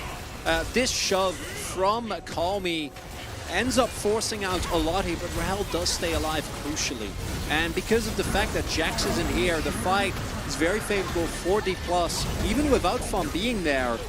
They get the Nash, but again, Soul doesn't go anywhere. Nongshim have an incredible amount of damage threats, and if you thought Jax was a problem before, it's only going to get worse. But while this Baron buff is up, D+ can do the one thing that they want, which is Siege. Try and maintain control. Maybe we're just barreling towards an Elder Flip, I guess. Could Maybe just that's what's be. happening. It could just be. We'll see whether Nongshim can play around it, because that is where things start to get a little bit dangerous. Because like you were talking about before, like we've been saying this whole time, compositions like this from D+ are very, very good when you get to dictate the terms. And Glacial Prison going to fly down. Nongshim just starting off the fight. Lucid taking a lot of damage. And there's the Nature's Grasp. They take down the Sejuani, and there is no trade from Nongshim right now. Pulbe looking to move in. Mihail still on that top side, wanting to threaten where he can. Sundisk is down, and Nongshim, they lose their jungler, but they should be okay for the moment. Mihail is just absolute. Look at that. That was like most of the turret in one hit. One little bonk. As he's going to leap strike towards Thanatos again. And this guy is unanswerable by one person. You need the whole gang if you want to kill this Jax, who's looking to take his second inhibitor. There it goes. Thumb going to move in. Definitely not going to be scared of that one. As D+ going to push the only lane that they can. That's Maul. That's a lot of poke going down, but if they can't catch Mihail, I think things are looking good here. He is trying to dodge away. Lucid does not have his ultimate, does find him. Can they actually take him down? Gets the Bramble Raul Smash. doesn't have ult. Mihail just doing his very best to try and fight where he can. Can he get to a leap strike over this wall is going to be the question, and the answer is he wants to kill Lucid. I guess, as he's just going to flash leap strike, he'll be fine. No biggie. Yeah, no, I guess it was just that easy. I was not impressed. I know that we're gonna. If Nongshim win, and I think it's definitely a possibility, we're voting 100% for that man in the top lane. Mihail. Oh yeah. As we do see here is a why the killer instinct wasn't available, and I guess AJ lives. No, he doesn't. He definitely. He definitely does not. I was like, wait, did he live? I didn't notice Rel died, but he died. Yeah, he got mega boomed. Yeah, this game right now, from this post 40 minutes stage, as it's a really nice Baron power play actually, as we do see the DK have about a 3,000 gold lead now. But this game is now D+ versus Mihail. Yeah, that's pretty much how that one goes. And he's now pushing towards this bottom lane. We'll see how much of the gang is going to be employed to trying to stop this guy, who now doesn't have his stopwatch anymore. They have to land the poke. That's the problem. So yeah. I like Nongshim. The more aggressive you play, the better. Try and put as much pressure as you can. As it is good poke, landing here for Pulbe. Yeah, and it's no crown on Call Me either. He's like, well, if you're going to poke, then I'll just take it. I'll do as much damage in a team fight as I possibly can. There's Thumb looking to move down towards his bottom side. Nice little counter strike there from Mihail on the back end, just to annoy Thanatos for a moment. Vital going to have to skate his way out of this one. And if he does find some things to attack, then the Bloodthirster is certainly going to help him keep that health bar as high as he can. It's still pretty dicey.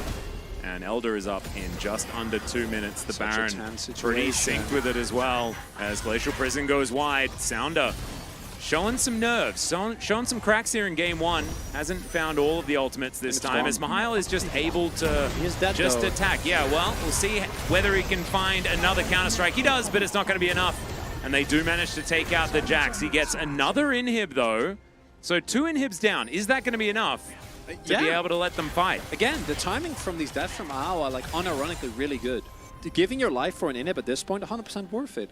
Because you are setting up for Elder and Baron double whammy. In about a minute, he will be there. Can just teleport in, or, which is what I hope he will do, is just teleport to side while the rest of D+ is trying to fight. As Rahel is definitely way overcapped on money. He has a lot of money. What is he going to end up getting? Did he just sell? What did he sell? Shiv. He sold Shiv. Yeah, I think Zhonya's. a good call. Definitely allows you to play very aggressive. Don't mind that one bit. Thumb also has the redemption available. Does mean that his wave kind of sucks. Yeah, and actually, like, anyway, Thumb is going to be able to battle dance away, but no flash available anymore. And Vital does get the red buff. And so does Sounder. Feels like a double steal these days when you secure your own buffs. Way through Kai'Sa. Prio needs to be maintained there, but you see Mao on the side lane. D+, I think you have to try and force, and then maybe you can backpedal, right? Because you so desperately need to force the teleport for Mao. If he is teleported in the side lane, oh my god. Yeah, you just have to pull the trigger right now. Look at the wave position. Mahal can't actually end right now. The rest of Nongshim are going to have to try and stall. The poke's landing. Just start us up. D+, you don't have time. Landing some poke onto Double H. Definitely good news as Vital taking a bit of damage. The Gromp is going to get that health bar back up to full. Mahal has now. Yeah, Sounder looking to make his way in. There's the teleport. Baron. Sorry, Elder is down to about 6k as Mihail gets the flash out of Pulbe. And now we're flipping for it. It's secured by Nongshim. The doubles come down for the Zeri already. And I don't think we need certification. I think this one's done and dusted. Triple kill comes in, and Mihail is going to bring down the dragon on top of his opposite number. That should be the ace, and that will be game number 1 going to Nongshim. But what a barn burner it was here in our first one in our upper bracket finals. Wonderful first game here, 43 minutes. D+ sure loves making us go the distance in a game number 1, and I'm gonna 2x it. I'm not even. Oh yeah, just 2x. Oh, you know we're 100%. 2xing that Mahal vote. I'm waiting for the media Zeris, but that's not going to happen. It's not going to happen. Not in my challenges. Outside of, I think, Lucid, who had a rough game, this, I love this game. This was actually awesome. Yeah, it was. Very close. Ends up being decided by just the one fight, as we do see the teleport here is a little bit late, and then Pulbe has to flash out so they can just hard focus Lucid, who again doesn't actually have Aftershock, and at this point is kind of a walking word anyway, with how much Shred is available on the enemy team. And Nongshim do a great job, not afraid to flip the trigger there once the teleport comes in.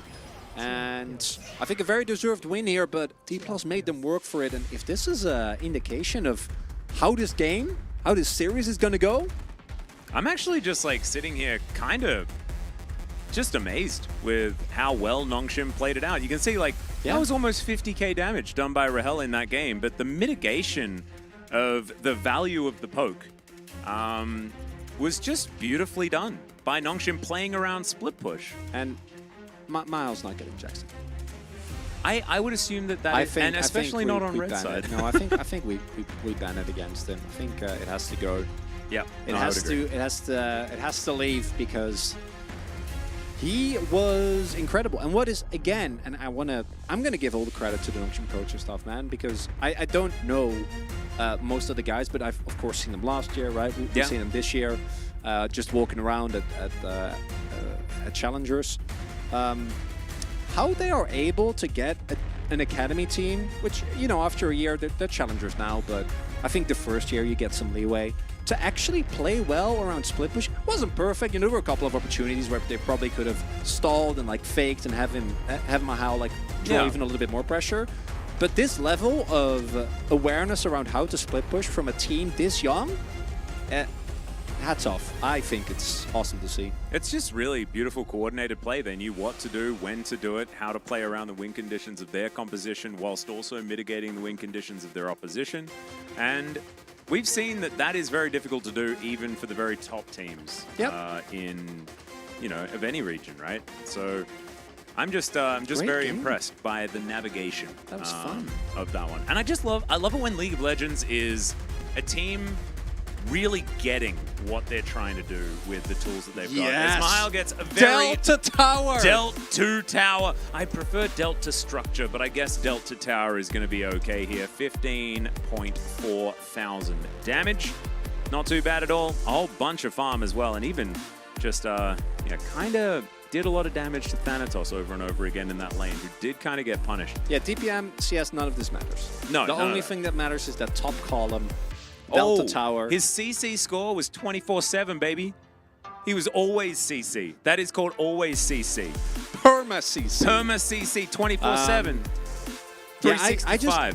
I love it when it feels like a team wins not because the other team messed up, but because they earned their win. And this really felt like I felt D+ did a great job, but Nongshim was the better team in game 1. Actively used their 1-for win condition very, very cleanly. You love to see it, and I can only hope, because we both went with a 3-2 prediction, that we're actually getting that. Yeah, I'm a little bit worried though, because of what we were talking about at the beginning of this game, which was the fact that Jace Maokai has been top of the priority list. And if you get handed a draft like that and you can't deliver, Atlas, we literally costed this Monday a D+ that went down to 10 reverse sweat. That is very true. We'll see whether they can do it again. We are going to go to a short break, ladies and gentlemen, but then we'll be back with the second game of the series.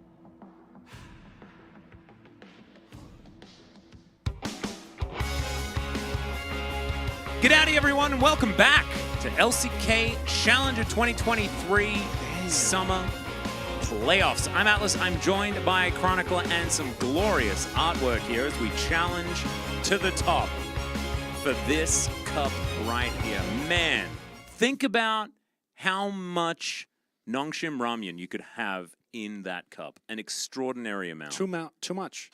Human. Ooh, is there such thing? Yeah, the human body is not built to withstand that much ramen. You should tell all of the Koreans. I am aware. Yeah, it's one of the main reasons why I'm looking forward to Worlds in Korea. It means that the Koreans don't have to designate 5 suitcases. And you might think I'm exaggerating, and maybe a little, but not by a lot. I'm pretty sure there is a sizable number of suitcases that are exclusively filled with ramyun. Yeah. Whenever they go to an international tournament. Have you not seen an airport after you arrive somewhere from Korea? Yeah. Yeah. Just eating that. Just all the time. Sweet ramyun. Actually, all the time. The amount of older ladies that have just suitcases full of kimchi that you definitely cannot bring to other countries. You have to read that. I will definitely read it. The year is 2046. Huni is doing what he loves, teaching top lane league at Oxford University. A promising student comes up to Dr. Huni with a smile on his face, having just completed his college thesis. He turns the front page towards Professor Dr. Huni. On the front page it says, 2023 Challengers Playoffs, Nongshim Mahal. Huni nods in approval. I love it. Look, I think that if that's what you're writing your thesis on in top lane school, 100%. It's top marks. It's 100% top marks. I love how it says Mihile. Mihile. Milihe. Milihe. And now has Dagon also... Why is Dagon here? Because he's enjoying some of the best League of Legends Dagon be here? That the world has to offer. Man. And maybe he's doing some scouting for whoever comes to the LCS. Maybe he's looking for year. some content, for the podcast. I can completely understand. Are you looking for the new IMT top laner? T1 Chronicler, I will ban you. We are not messing around. How does one man ban himself? Well, I'll give it a go. I don't I quite will understand. try. Bro Waiting Room 2024 Giga Chad, 100%. Don't you worry. They'll be back, and they'll be back with a vengeance. To lose some more, but still be Giga Chad. It does not matter. The best thing about that team is that you know exactly what you're going to get, and you know it's going to be good. As the fan signs coming out strong here. Today, some D+ fans. And did D+ complete a reverse sweep? Yes. But they did need an Elder Soul explosion to steal a Baron. And they also did require Humble Life to go a little bit boom. And D+ are very quickly becoming like, this team is so hard to rate. Because I see a game like this and I'm like, they're definitely good enough. But also, I feel like in situations like this especially, the lack of Bible is felt so much. And I actually think that FUM, at least in that first game, deserved none of the blame. Like, FUM actually really cleaned it up compared to what was, as pointed out, I think he had 1 good game out of 5 in the previous series. Yeah, no, he did. Today, looking a decent amount better, as we are going to adaptations, so no runbacks. They've learned from Monday. They have indeed. So the Kai'Sa is going to be something. banned away. There is at least going to be a change. There is the Jax ban, as we were expecting. And now Nongshim. We'll see what they do take away here. The Ahri going to be taken off the board instead of the Nocturne. So an interesting adaptation here. Obviously with a different thought in mind. So D+, see what they ban away, because there are a lot of like 1-2 punches on red that you could go for here, right? Like Nico Nocturne is available. You've got Sejuani first pick. You've got Maokai first pick. There are a lot of things, and the Nico is going to come through. I love it with the Ahri ban. The response to the... Because, like, there's not as many mid laners that are as good with the Nocturne. It also... Yeah, exactly. And it also means that Nongshim now are going to feel incentivized to go towards the Nocturne. And Nocturne is still a really strong champion, don't get me wrong. But I do think that it's specifically this combo that you want to deny, but it also kind of pigeonholes your draft into playing a specific style, because if you don't play one through on or dive, I do think Nocturne loses a lot of value. Yeah. And it is going to be the Xayah here going over to Vital. Definitely a champion he knows how to play very well. Yep, was banned in the second round last time. I'm like thinking, what could you do here as D+? Because again, we know that Xayah has really struggled into a couple of specific matchups. Love this though. We didn't talk about HH that much, but if you go back to a lot of those fights, the combination of Sounda Sedge plus the Rel was kind of disgusting. And that was through a Maokai ultimate as well. So now, It's gotta D+. be Nocturne, right? I would assume that it's Nocturne, and I think that Nocturne really is a great champion for Lucid to try and get back on the horse with, you know? The Ophelio is going to be considered first and locked away. So Rahel, I mean, this was their ace in the hole. Game 3, Rahel picked up POG in that one. He looked absolutely amazing on this champion. You know, I could speak till the cows come home about how Aphelios is not the champion that he used to be, but in certain spots has been able to work out. Let's see where Poolbay goes, because we've seen a lot of Aphelios just picked alongside Lulu. That's not going to happen this time, as Renekton will be locked in. And so no Nocturne even on the cards here. And so Nongshim can choose whatever they would like to be paired alongside the Rel in the jungle, or they could just grab, I'd just get Rakan. Because I think, like, I like not that having a the lot. flex Rel, I think Rakan just makes a lot of sense. You can have the Lovers duo there for the bottom side of the map, and then you ban, like, what, Nocturne Lulu or something like that? And yeah, the Renekton very whelmed about that, as we always have been. Now, maybe this will get you a Sejuani ban. My real question is, does Lucid play Nico? Because if he does, then you can end up going, because I wouldn't be surprised if Calmy ends up defaulting to Azir again. And then you, oh, never mind, the ban Azir. I'm like, maybe you want to set up like a Xerath trap, because Xerath into Xayah, Azir feels amazing. It doesn't look like that is actually going to be the case, as the Poppy does get taken off the board. Was banned last time by D+ in their first rotation, but obviously made some space. The support matchup also going to be really important here. I personally would absolutely love if we see something that actually can deal with the Rakan, but there's not that much that does well into it outside of Lulu. I was going to say, like, I don't know why Lulu wasn't banned here. Because I think that if you do pick Lulu, it is really good for lane, but your composition becomes really awkward. You don't have a lot of engage. That is very true. Yeah, particularly this is one of if, Colmy's best champions. This Nongshim draft, I'm kind of loving it. I did like the Talia a whole lot more. Yes. See, Syndra obviously does have a decent amount of value. As it's Mahal. It's his time. You know, it's Mahal. He wants to play his Cassante. We'll let him play his Cassante. It's a Shuriman battle towards the top lane. One that we've seen a billion times. And no eyebrows being raised here. So, counterpick going to be given over to Colmy. And what does D+ lock in here? Yeah, Alistair, really good pick. Not necessarily going to be mind-blowing into Rakan specifically, but it deals with the Rel well. And Nongshim is going to be pretty low on damage. The CC, though, that they provide is kind of revolting. What will Lucid end up picking here? You can go for something like a Lee, try and really get the most out of your early pressure. Viego also fine. Nocturne would be fine too. Get him on a carry. Yeah, Nocturne, I think, is really good. But I do think that playing Nocturne into a team that is either pure disengage or anti-dive or tank is kind of miserable. As the Jace, I know that Jace in theory is good into Nico. We just haven't seen it work out that much. It makes sense, right? You're really good in the long trades. You can try and poke Nico if you can steer clear of her roots and bloom combo, and you actually get to knock her away. You just won't do any damage in the late game because you're full physical and you're building lethality. Yeah, and but they don't have any true tanks, right? Like Renekton is going to be building bruisery items. You don't necessarily fit massive amounts of armor into that build. Just go Death Stance Thanatos. It's going to be worth it. I'm not even kidding. He's not, but this is like, if I've ever seen a Death Dance game, this is it. Yep, that's the one. Jace does have the ability to knock Nico out of her Pop Blossom, which is definitely useful. Yeah, you can knock her, because it still goes off, but you knock her away so her team doesn't get completely hammered, because it's Jace doing the hammering. Yeah. And I like the Nongshim draft, though. I think that they again have a draft that has an incredible amount of both offensive and defensive power.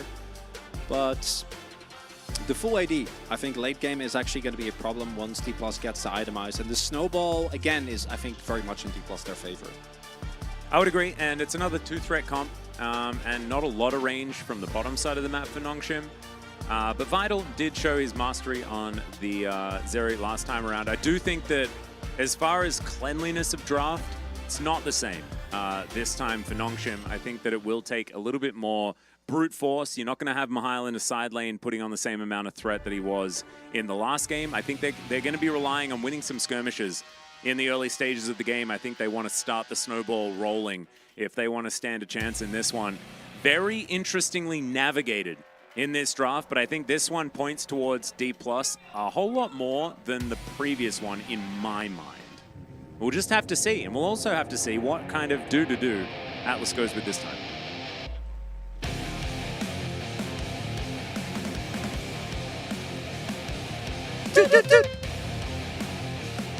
I just went with the standard one. Yeah. I just didn't want to. I didn't want to have a silly expression though. I had a silly expression on my face. It did not affect the do. It did not. I just didn't want to freak people out in chat, kind of like last time, you know.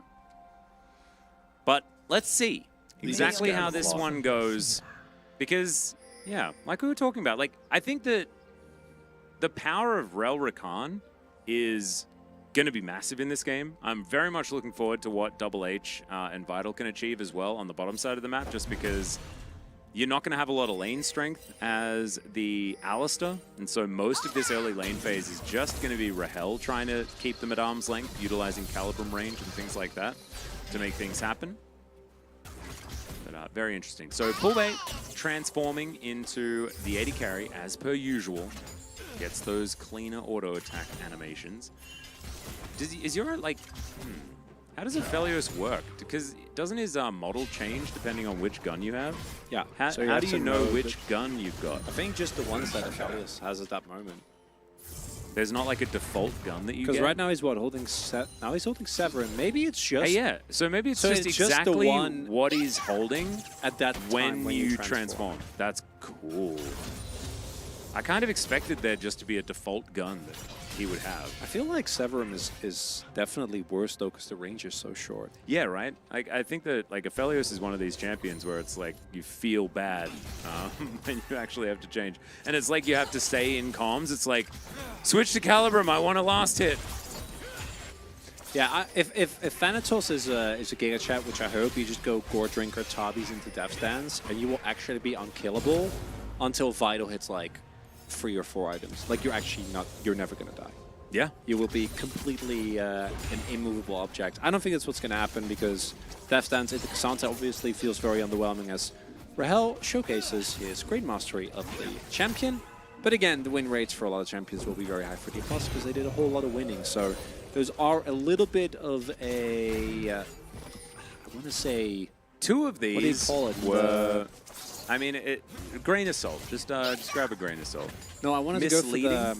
Yeah, no, but you have the free stage of a magic trick. Remember from the Prestige? Oh, so yeah.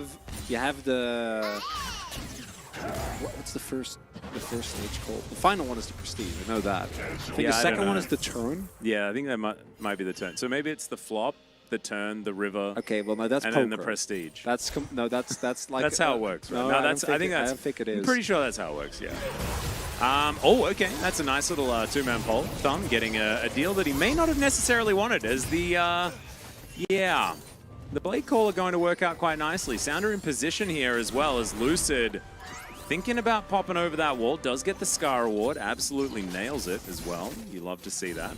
Vital grabbing a little bit of poke damage with a little bit of a QE combo. As Sounder now looking for a back once again. Fun ain't afraid. I think it should be though. Yeah, I was going to say a bit of fear can sometimes be a good thing, as Sounder is just making sure that his bottom lane is going to be safe. Love that ward here for Nongshim in this bottom brush. Will know whether Lucid is slunk over. Just staying barely out of vision is now going to remain. And look at Sounder, he flashes forward. They find the knockups, and that is first blood to Vital again. Lucid now having to run away here as Rahel doing his very best to survive. Gravitum, Infernum not helping out so much at this stage of the game. And Nongshim once again with first blood. Ooh, and if Fum has Flash, I think that's playable, but it feels like they knew that Sounda was still there, but they weren't ready for the combo. And if Fum can get a Pulverize off, I think they can outplay that, but because HH, I think, went in first and actually got the Grand Entrance, there was a full CC chain. So there was no ability for Fum. Let's look back at it again, because I'm 100% sure that they know Sounda might still be there. Because you do see them path towards it. But no, it is actually the Flash Q that throws him off, because if Sounda opens with Crash down there and you Pulverize, then you can maybe cancel and get a lot of damage down. But instead, it backfires. Was a very risky play, doesn't end up working out, and Nongxin very, very confident in their early setup around this 3v3. Get themselves an early lead onto Vital. Yeah, that's the dangerous Thanatos part. will still eat Sounda though. Look at the smite, but Thanatos will get some money for his troubles. Pretty happy about that one. So the Krug does go towards Sounder, so there's at least that.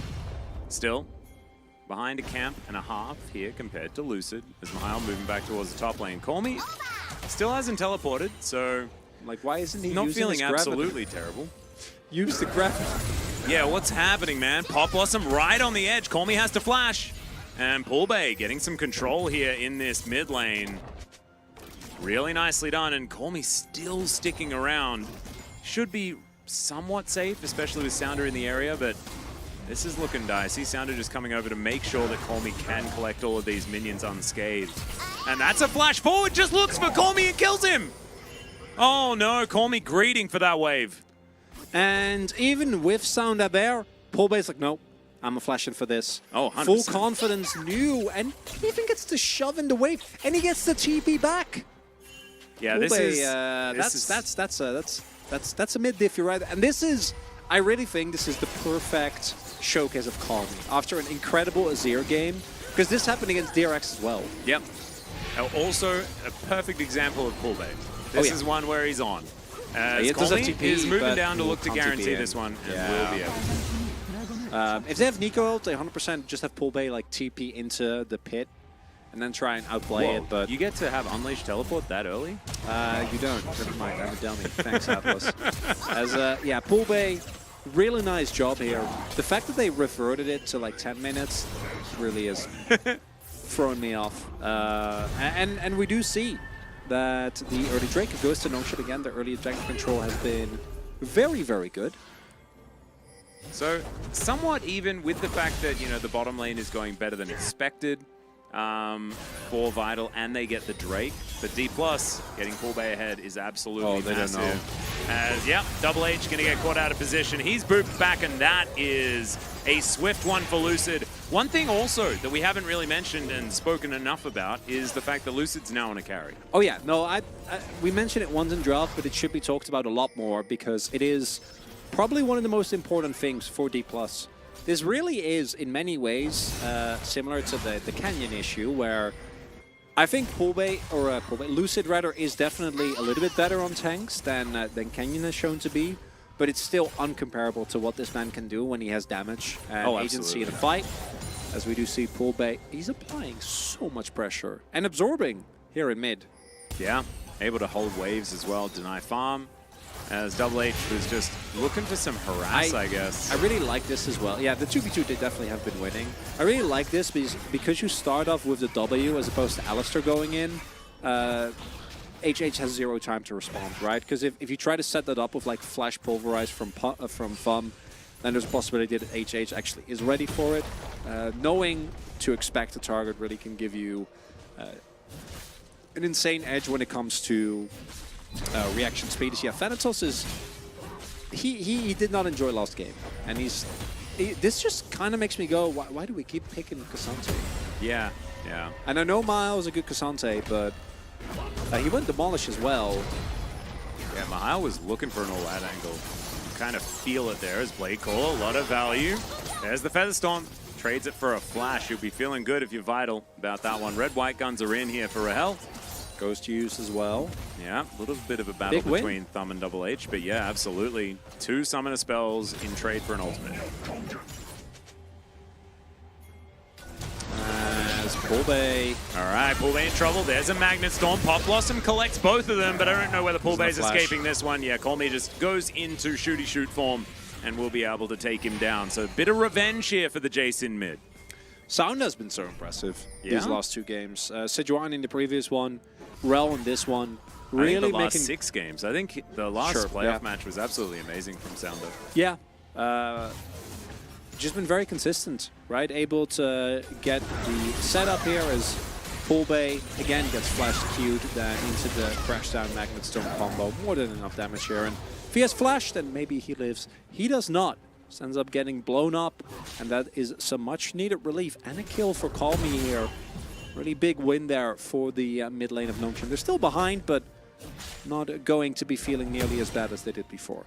Yeah, and it's an awkward conversation when it comes to things like scaling. How are you sort of feeling these 2 compositions will operate?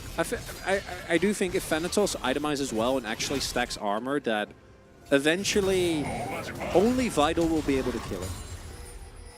And Yeah. and if Vital is like has his hands full, there isn't a Aphelios on the enemy team. Yeah. So I do really favor the D+ composition, which is weird because I don't think that the Nongshim composition is bad by any means, but just in how it matches up to each other. I think the mid game for Nongshim composition is insane though. Like the amount of beefiness that you have when the shredding items are not yet available, right? When you don't have all this armor shred, when you don't have Rael sitting on accelerated items deep into the game, I do think you have a lot of power there, but because they started losing early, and they'll be giving up a bunch of additional plates here as well, and I think also the Dragon, I think D+ will have still a really good gateway towards that late game. And if at any point you misplay and like Lucid starts resetting, and Calmy or Vital dies at the beginning of a fight, you are super screwed. I would agree. And I think that, yeah, these fights are going to snowball one direction or the other pretty quickly. And I think if Nongshim don't just kill Lucid outright, Yeah. things can get very, very rough. And the biggest thing as well is that this time it's D+ with the triple threat comp. This is especially for in a draft like this, I think Renekton, Thanatos is not afraid. 100% can like 1v4. If you get into a situation where like Calmy has no cooldowns and Vital is out of the fight, like Renekton actually just booms everyone.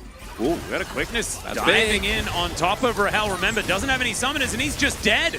D+ now going to move down to try and defend as the Pop Blossom's flying forward. Sounder is going to go down very low, finds himself some stuns as the Drake is being kept busy here by the Renekton. Thanatos actually coming down towards the river with his teleport being employed.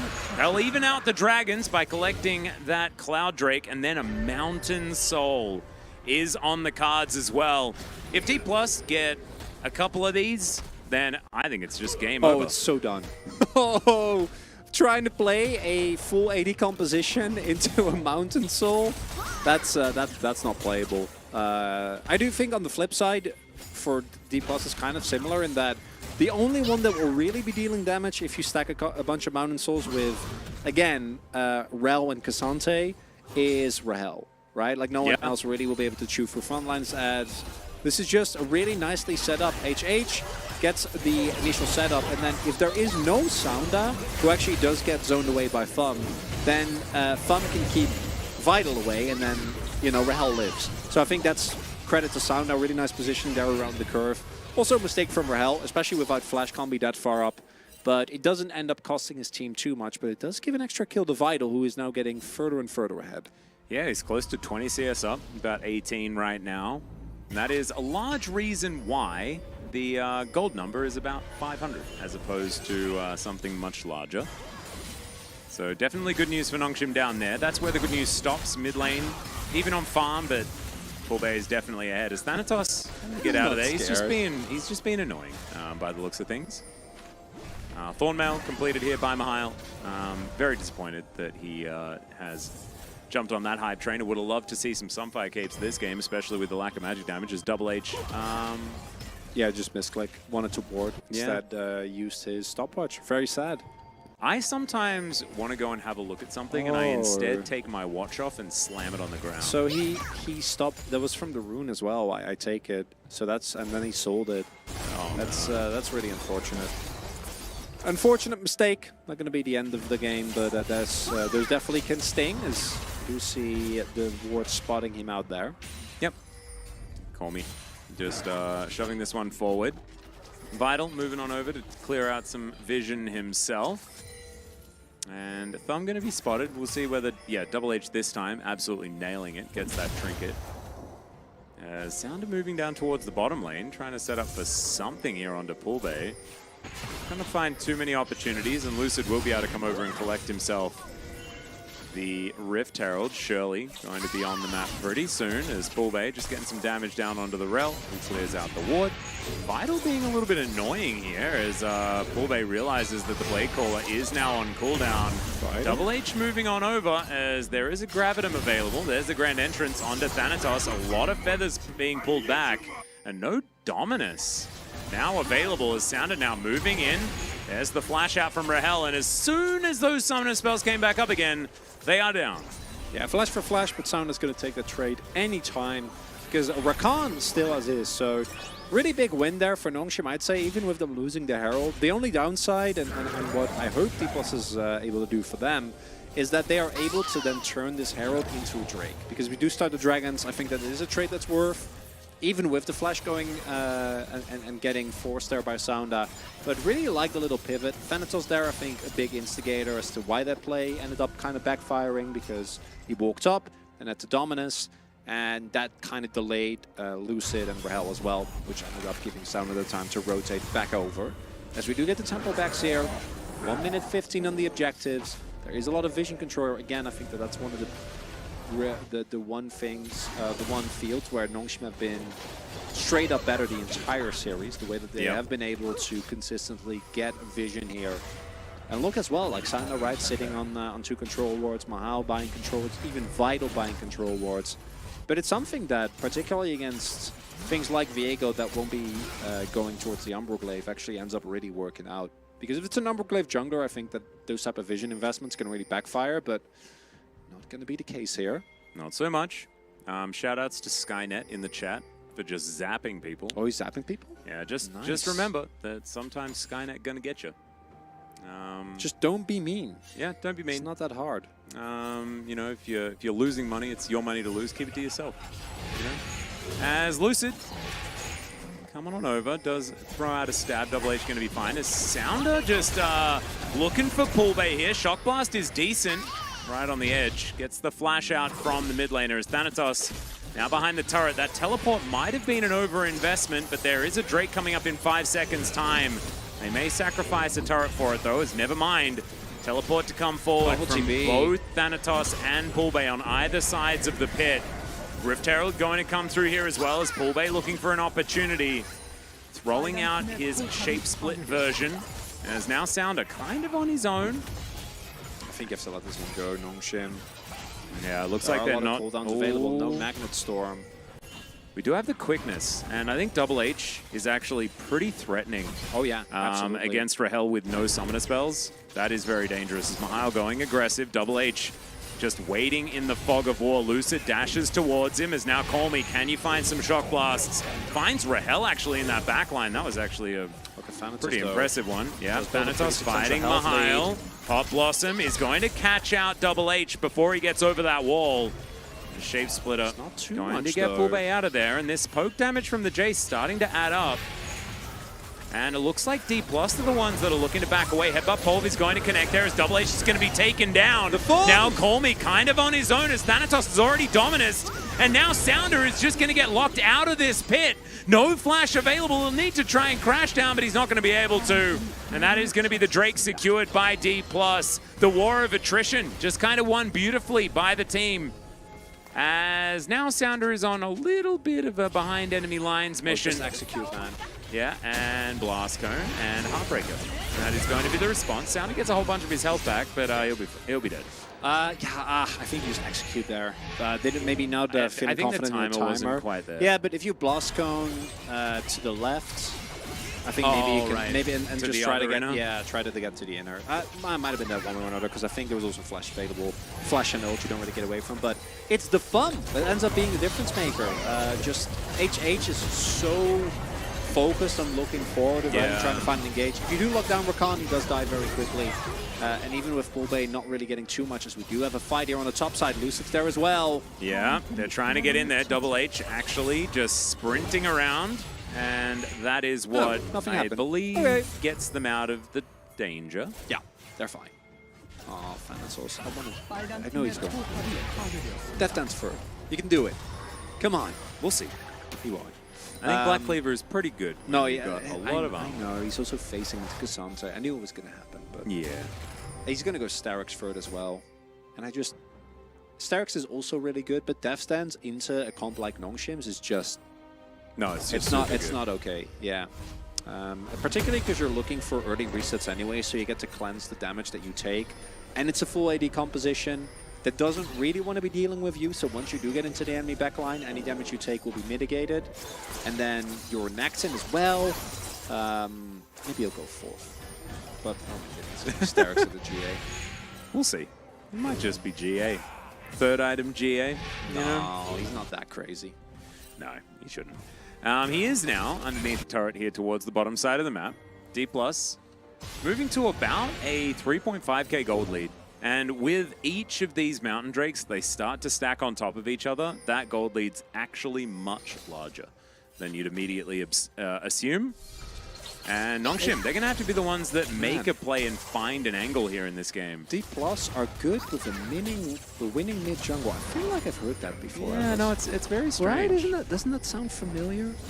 Feels like we must have dreamt about it or something like that. Or Winning, maybe like social conditioning. Mid jungle, a carry jungler that's really good. Yeah, polar bears. There's something know, cold. There's a cold vibe. Where does that come from? No, I don't know. I don't know. You wouldn't catch me knowing things. That's not your job. Not my MO. It's not your job, man. No, it's not. You don't have to. It's not what I'm about. I had to explain to Cherry on our road trip to the beach the other day, like the difference between what you do and what I do. And I basically just said, I have no brain and yell a lot, and he has big brain and doesn't yell as much. Very accurate. That's basically how I explained it. We tried to blur the lines, but that is, I think, still at large. Yeah, the Atlantalist just doesn't roll off the tongue, you know? The Valdanalist, a different story. I mean, Valdez is truly in a league of his own in many ways. He is indeed. Especially when it comes to purging the unworthy. Oh, he is wonderful. Yeah. In so many ways, there's also a lot of similarities. You know, the number of cats. Yeah. How awesome the cats are. Yeah. Oh, there's no comparing. No, that's my point. I'm not gonna ruin one friendship one way or another by saying that one person's cats are better than the other. I'm not crazy. I am a little bit worried that Vivian might escape and just try and leave the house with you next time you come over. Makes sense. He's a big fan of Mal, but I think he likes our apartment these days, which is definitely a good thing. The reason we're talking about cats and silly stuff is that this game is well and truly slowed down, certainly in D+'s favor, who do have control right now. Plus, we're casting challengers. Yes, you actually don't have to justify. Don't forget. That's a very good point. We could have a whole lot of stuff. Yeah, this is a Pop Blossom into death. Observe the Jace being dead. He is going to go and, die. Bye. Oh, he's back. There he is. Cool. Jace is coming down, looking for a Baron. We are getting Moose Knuckle. I think that was a meme. But it was a funny joke, as we do have some teleports getting used. This is a little bit dangerous, as there is Sounder with a smite still up and available. He's just standing there. He is. It's going to headbutt him out, and they try to turn on to Thanatos because they think that maybe he's out of position, but he's not. He's too tanky. The rest of the teammates moving on over, and now Nongshim just going to have to try and fight a 4v5. Thumb flashing forward. The Magnus Storm's kind of half decent, but not really because Vital is nowhere near this fight. Mihail getting aggressive, finds an all-out angle as Double H is going to take down Lucid, but Vital has to flash now as well as Mihail's getting back in. Another teleport coming through as Thumb and Rahel trying to escape. Sounder, you have to be very, very careful because look at all these chakrams. My goodness, they're all over the place. Is now Vital. He's just out of position. I think he was just very confused about the range of those chakrams just going ridiculous as Cormy's just going to destroy the cow. And now Flash on We're top of going Rahel. Oh in! my god, this is so challenges, baby. As, all right, Mihail, now just run for the hills. He's going to have to get out of there, right? No. Hear me out. They're fighting for positioning on the dragon. Got It's it. not a Fiesta. No, it isn't. That was a Fiesta. That was great. I love that. That was like D+ did really, really well. Capitalized on that pick to get And themselves then a Baron. kinda lost and then it it. almost looked dicey, and then it was fine. Yeah, so really good job here, isolating Lucid, taking him down, denying him the resets. Then actually great usage of the space here. Blastcone ends up being pretty neutral, and then this is normally where things would end, but Poolbay actually almost gets flanked by the teleport from Calmy. Then Soundout doesn't end up going down, but Vital goes forward into Poolbay and does end up dying to Rahel flashing.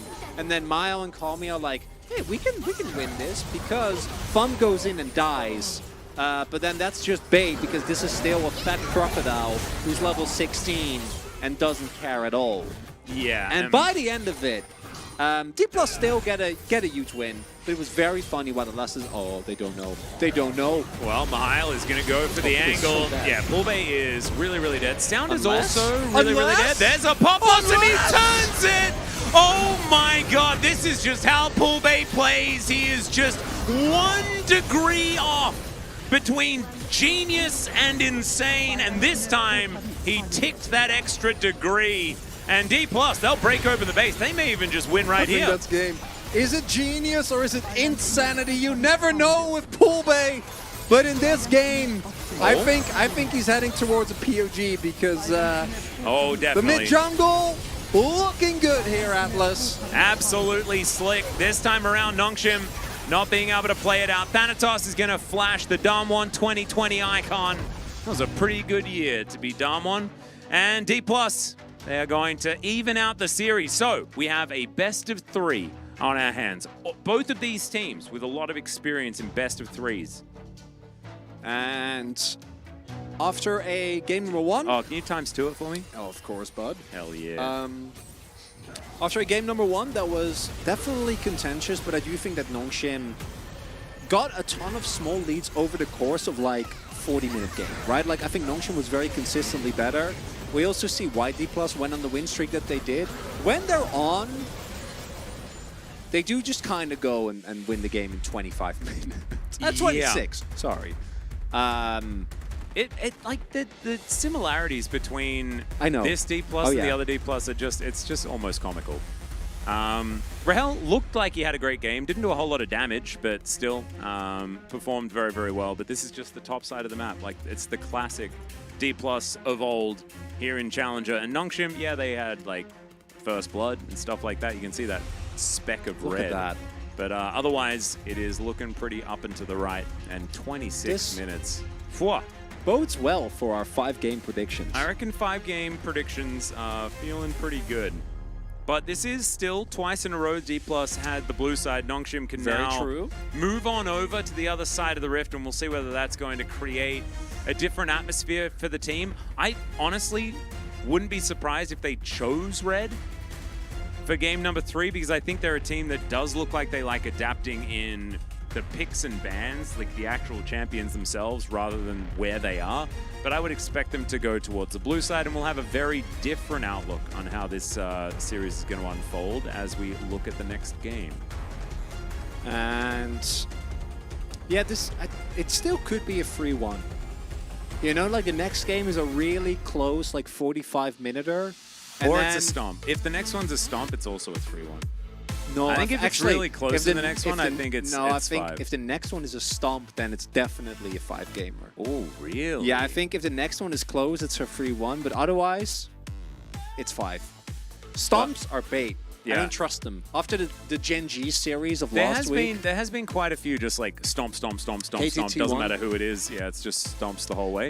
this man, when This- he's on, is really good. Yeah, it's really it's a good. no-brainer, and it was that like underneath the turret. And yes, wallet diff does play a little bit of a part, but man, that turnaround absolutely gorgeous from Poolbay. And- Turns getting caught into killing 3 people. And all 3 of, I'd say that like, I actually, funnily enough, I think Romer is the only one who's different because I feel like Romer is just always great. Yeah, but he's pretty Call good. Me, Satep, and Poolbay are all like vying for the title of like absolutely mind-blowingly good, or why are you running? I feel like they're much more akin to players like Zeka, right? Where you have like really high highs and then some of the lows, whereas Roamer, to me at least, over like the second half of the split, has just felt he's just always like an 8. Yeah, I think Colmy is closer to the Roma side of the Sure. scale than Poolbay, who is definitely Poolbay is, yeah, he's out of up. control.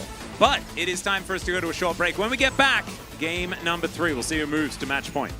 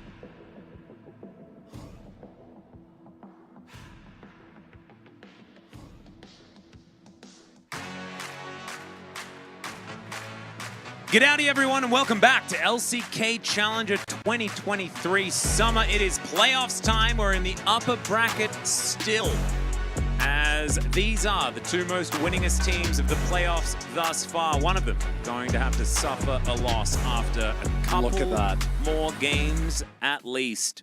That beautiful, beautiful cup that could be full to the brim of ramen. Are you hungry?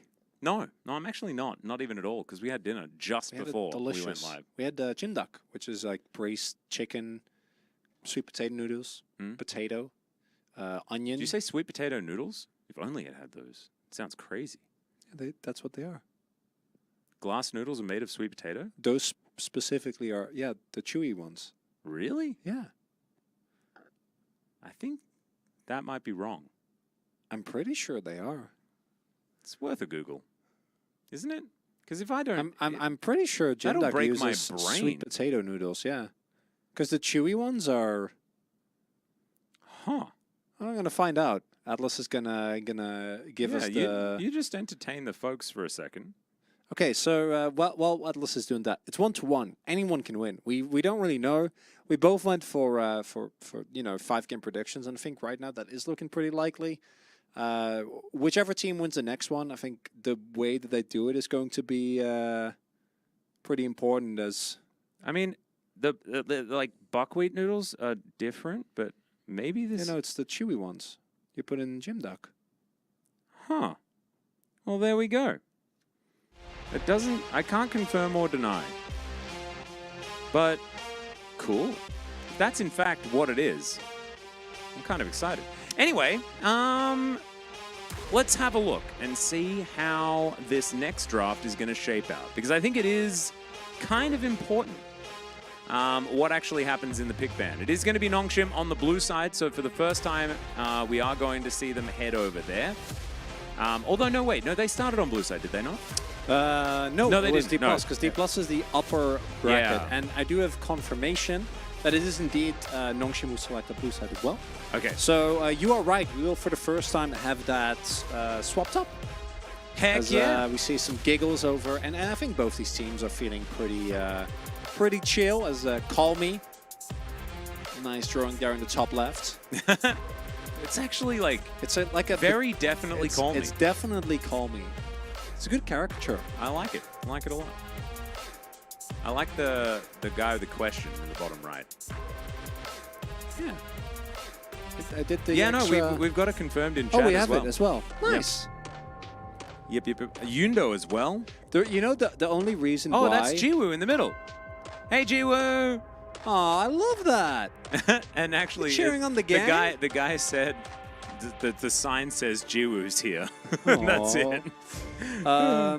No, the reason why is because I made Gen.G in the Netherlands. Ah. I cooked it myself. I didn't know you could make noodles out of potato starch. Oh, but any there you go. any starch. Noodles are crazy, man. They are The crazy noodles. the crazy noodles. Well, we're about to see some crazy noodles. Well, we'll see whether they do go crazy or whether it's going to be something a little bit more standard, as they already have banned away the Vi, of course, one of Lucid's most successful champions. The Ari going to be taken off the board as well. Something that Pool Bay has been drifting back to quite a lot. And the Tristana, permaban so far this series, the LeBlanc as well, and the Kai'Sa not going to be seen once again in this series. The Nico hasn't got a look though, so we'll see whether Call Me does take that one away from them or whether D+ are just not going to risk it.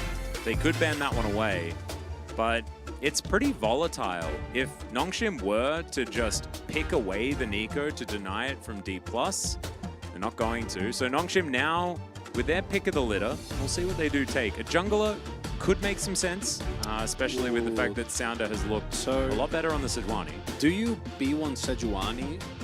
Because in that case, Thanatos can go Jax. B1 Jax. Yeah, because the problem with B1 Jax is that then I think D+ probably run Renekton Sedge.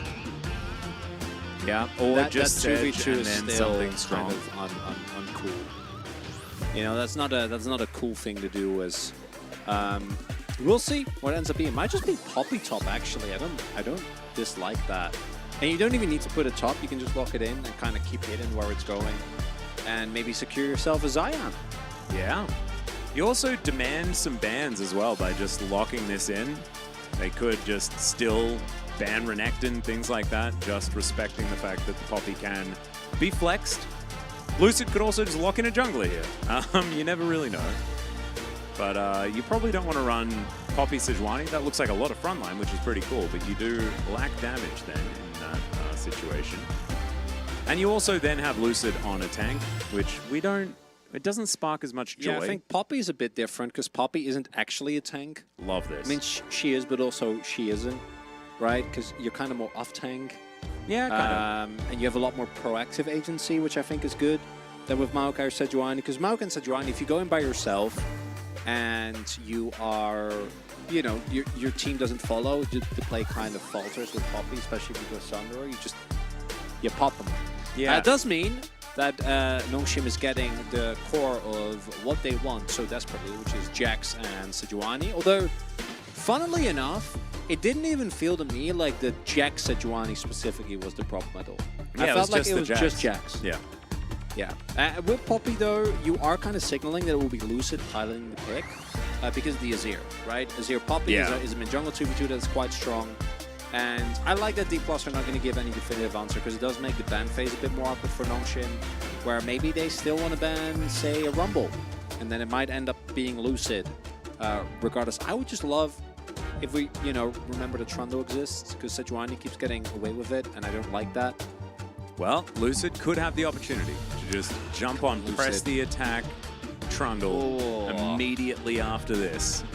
Oh, baby. As the Xerath, respect towards Callme. And Callme should be respected. He's a threatening player, as we have seen. And here you see, right? They're like, not sure it's going to be the Aatrox at the very least taken away here. Assuming that it is going to be Lucid moving into the Poppy position. Talia going to be taken away from Callme as well. Something that we've seen ramp up as far as the priority is concerned. The Dutchman is fluent in Korean too. I was like, no, I'm not. Dutch variant of Korean. I'm like, okay, yeah, I guess that works. The Dutch variant of Korean. Yeah, I don't even which know is what just that Dutch. Is. Yeah, I guess so. As the Alistair going to be banned away as the final one, so just dealing with something that Rel, runs out right? of Yeah. it. Yeah, and so without Alistair and with Rel up. Oh my god, you still don't know. Yeah? Because what if they bait out a Rakan and then it's Lucid Rel, which he actually plays really well, Thanatos top, and then it's like, you go Maokai Lulu. support. No, you go Lulu. The Felios Lulu, because they're going to lock in Rakan 100%. No, but they need as many junglers as possible. I guess. You need 3 junglers. Ooh, that's exciting. I love that. Vital's having a bit of a... Oh, he'll lock it in. All right. The only downside is you are full AD, but... Yone does mixed damage, Chronicle. Well, yeah, but you are going to be playing into Poppy and Rel, and if they stack armor, you will not get through them. Oh, come on, lock in the Lulu here. It is so free. Maokai. Oh. Yeah, not a huge fan of that. Just Lulu it. This is what I thought would be banned, and it would be a mistake to ban it, but instead it's going to be the picked. Renekton support? No, chat, let it go. Oh, yes. Is the Kips here? Where is he? Oh, that's good. I like that. That's fine. All right, Gragas is fine. I like that a lot more than Renekton. Trying to contest the top side 3v3 when it's Yone, Jax, Sejuani, that's not the go. That's not the way that you wanna play your video game. I like the D+ combo a lot. I do think Nongshim have an incredible amount of power, but Poppy to me here is the big X factor, which I'm like, that pick into Jax, Sejuani, Yone, and Rakan, that's kind of nuts. Yeah, there are a lot of things that kind of ruins Yone's day. This is what we actually saw in the LCK, right? Home Alive Esports versus Gen.G. That series that Peanut really ran him over on the Poppy, and that was into a Yone of Zeka as well. Definitely one of our better Yones in the LCK. Was made to look a little bit silly, dashing forward into steadfast presence and things like that. There is so much mitigation here on D+'s side. I actually think that this draft looks kind of beautiful. After everything is said and done, a lot of anti-Jax stuff going on. Yeah, you have a winning matchup in top, because this will be AP Gragas. You have amazing disengage, and you're playing into what is mostly a full melee comp. Obviously, Xayah is a ranked AD, but let's not kid ourselves. She exists to be close to someone and blow them up with feathers. So, I really like the D+ comp. I do think Nongshim's comp, though, is the type of composition where if you make like 2 mistakes in the mid game, you lose the game. Yeah, like they have. The Nongshim comp is really good. It's when you hold it against the D+ comp that I get worried. Yeah, it's looking at what the answers are to it on the D+ side of things, and they are definitely good. But it's time to rock out, and we'll see what happens when we get onto the Rift.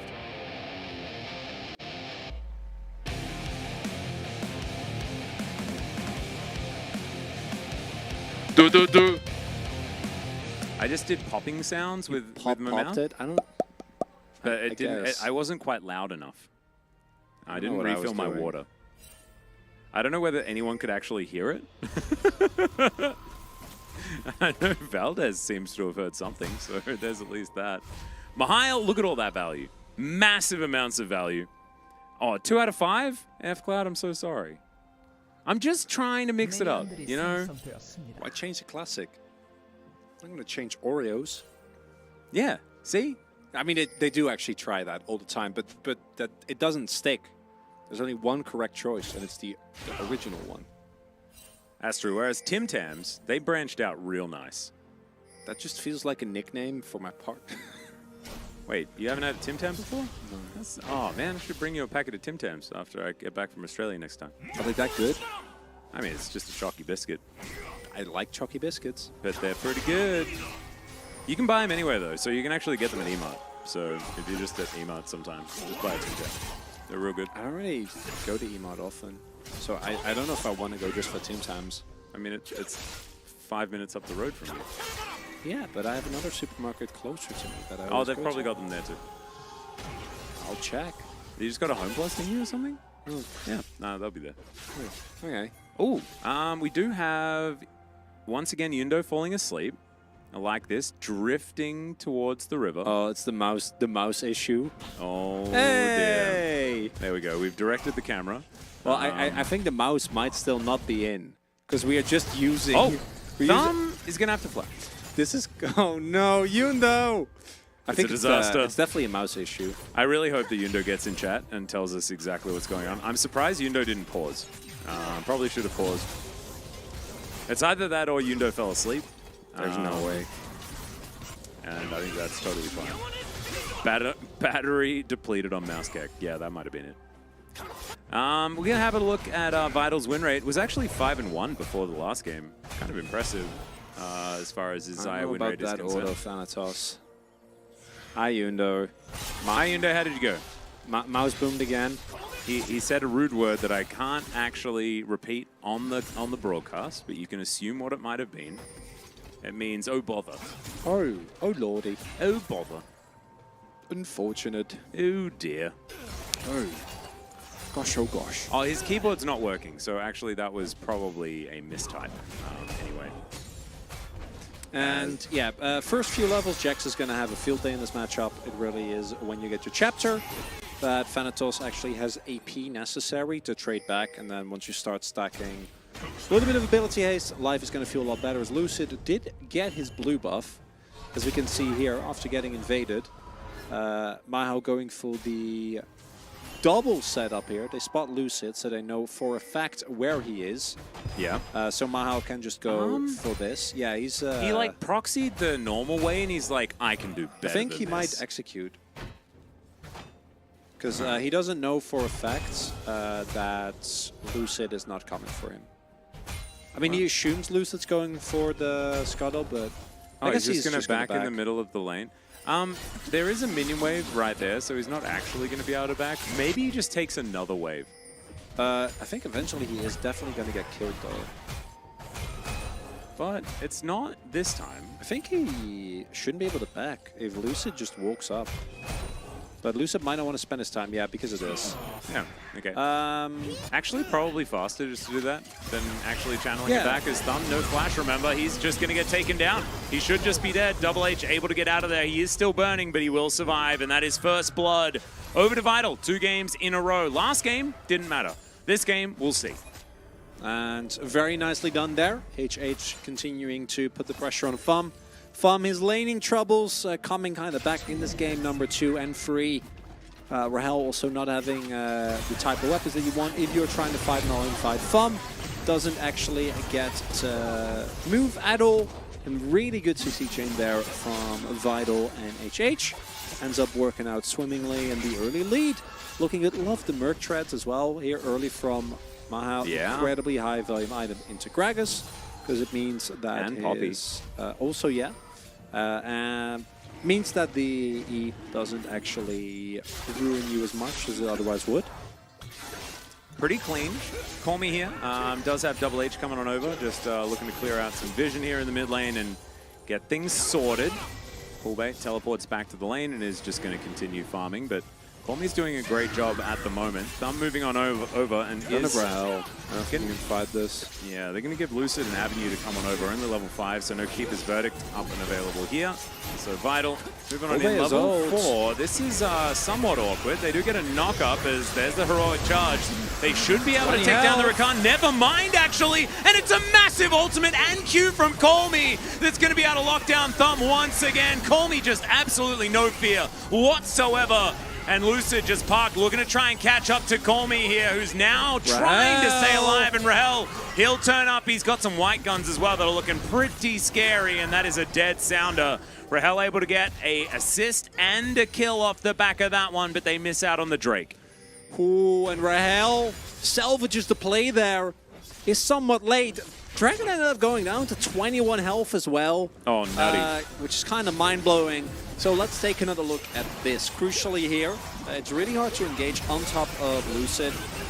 HH tries to keep him out, but has to give up his own life for it. And then this ultimate from Pullbay is a complete disaster, the multi-man knock-up. But then, look at Rahel. Watch what happens here. Because Lucid doesn't go down, great flash. Then Rahel is full health, and there's a lot of low health bars.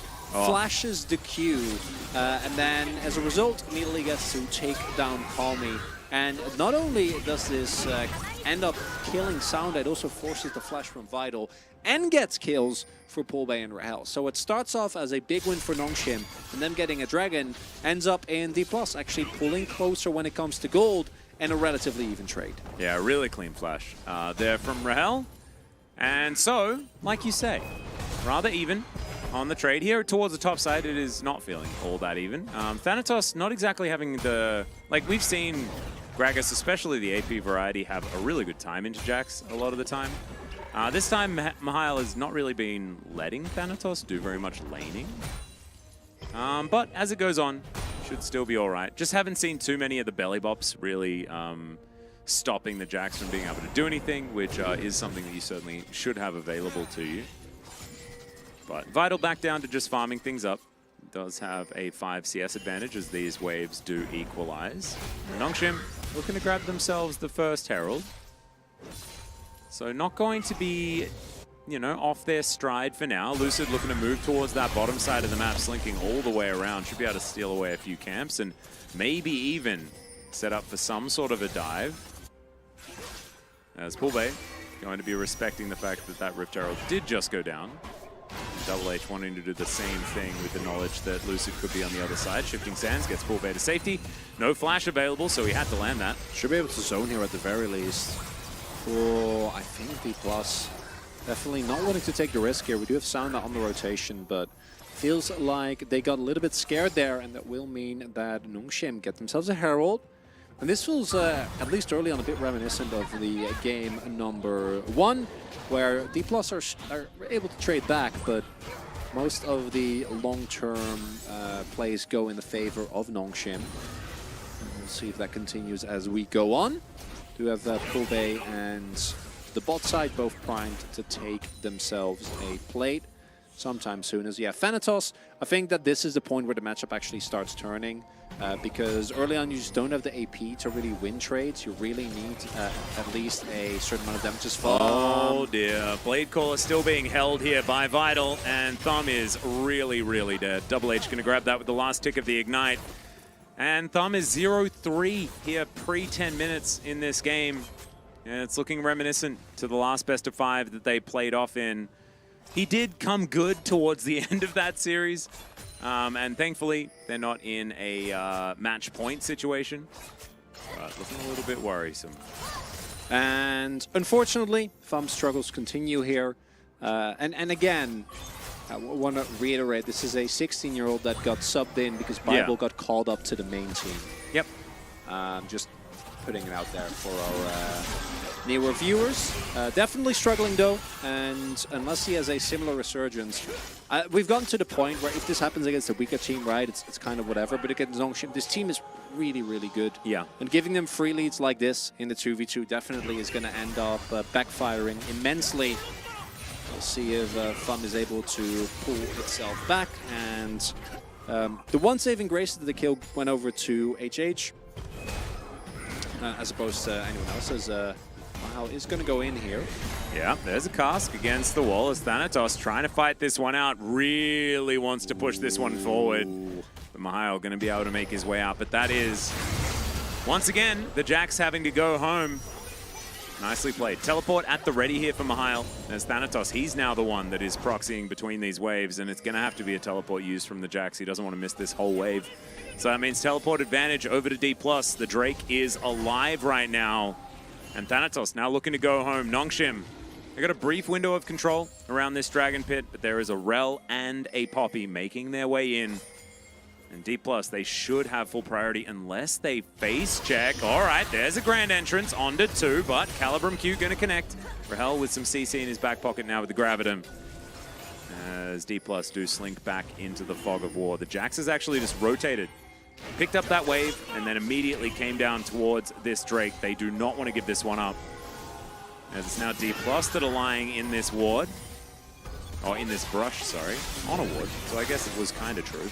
And Nongshim, they're going to start this one up. Let's see whether Lucid can go for some sort of steal as there's the knock-up. They just pick up the Rel once again. This is bullying at this point as the Glacial Prison is going to connect. Lucid trying to get himself out of there. Keeper's Verdict gets rid of Mahal, who only just got here. It is going to be Sounder locking down the Dragon, but there's a great buffer on the ulti from Colmy to mitigate the Emperor's Divide. Just massive. Moonlight Vigil comes down. Just not quite enough damage at this point in the game.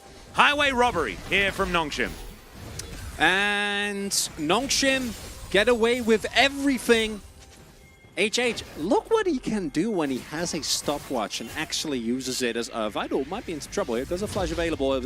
Yeah. Oh, that was sick. Clean flash. Wow, it's the position reverser. I think that what Phantos did there is he E'd and then he pre-buffered his R. But if you... I wonder if they thought that Vital had no flash, because if Vital has flash, you never... Because you can flash R afterwards. As, again, the target selection here is really, really good. Thumb, unfortunately, out of position. And then, yeah, by the point you get the ultimate, it doesn't really matter anymore. You also don't have a Rel Magnet Storm combo. Really clean buffer there from Calmy. Colby doesn't actually get to go ahead of him. And D+ in shambles. Ultimate doesn't have enough AP as we do see the salvage attempt. Mahal, 1v2. What is happening over here?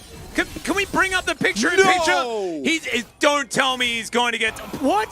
Thanatos did take him down in the end. Easy, not even close. Lucid wouldn't die there. Surely not. Surely not. Not ever. Also, I have to admit something. Okay. Atlas, I made a mistake. What up? Thumb is not 16. How old is Thumb? He's 15. Oh. Okay, well there you go. He does turn 16 in 2 days. Oh my god. Just if you're wondering what kind of pressure this player is on, is Thanatos is definitely dead here. Well, Colmy gonna miss that unless... cue. And now flashes the wall and he's fine. Oh, never mind, he's fine. Yeah, no, of course. It's okay. Don't know why we'd ever bait our viewers into thinking that a kill was going to happen on a top laner outside of this one. Mahal on Jax has just built different. This flashes in. And then just everything here, the fact that the shield is just enough to keep Lucid alive, the extra resistances for Poppy this early on, when she gets low, are a bit frustrating. I love the call there from Mahal though. Like, he gets ganked, it's like, I'm flashing in. Well, get another crash down here onto Mahal. I don't know whether Lucid and Thumb could ever really do anything to a Jax, and they're going to realize that too as they do back away. Mahal and Double H now moving towards this bottom lane to try and catch this wave. They don't want that one to fall down as vision of Thumb and Lucid is acquired. Rahel just wanting some free time with this one. Great little knock-up as Lucid not going to be able to deny the grand entrance. Actually really good decision by Double H to just short it a little bit. that. And Vital gonna shove Shirley into the outer turret. That's going to secure that one. That is first brick being collected by Nongshim. Nice injection of gold, and they are ahead by a couple of thousand, which is kind of nutty given how this game has been going. Now Rahel could be in trouble. Another great knockup from Double H as Thumb comes down, misses the Magnet Storm completely, and earns himself a thumbs up and gives one back.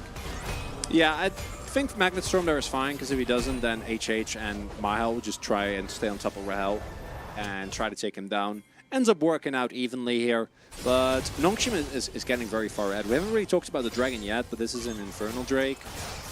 And Nongshim is already doing really good, really well, and I am a little worried about how the teamfight cohesion is going to look, with Thumb looking very uncomfortable here, and they are relying on him, because it's about up to him and Lucid. Now, you can play the Rel as like kind of a try and keep Rahel safe, but I do think that the pick 1 doesn't do that nearly as well. And more importantly, it's Jax, Yone, Sejuani, so, you know, Lucid and Thanatos maybe have the tools to keep them off, but I don't think that you really can as the Rel here. And it also looks like Thanatos going for maybe Zhonya's second. Now, that is a very high value item, but I do think that it means that your damage will be not nearly as impressive. Somewhat negligible, I would agree. And I do really like the 1-3-1 from Nongshim. Oh, yeah. I think them recognizing that that could be a win condition for them as well is kind of cool, because they did so well in game 1, play through Mihail's split push. I think if Mihail is on one of these champions that can really threaten side lanes, even if he is a 0-2 Jax, I'm not too worried about that. We've seen, you know, we've been through Noggery training. We know that a 0-2 top laner is still capable of killing structures. Noggery?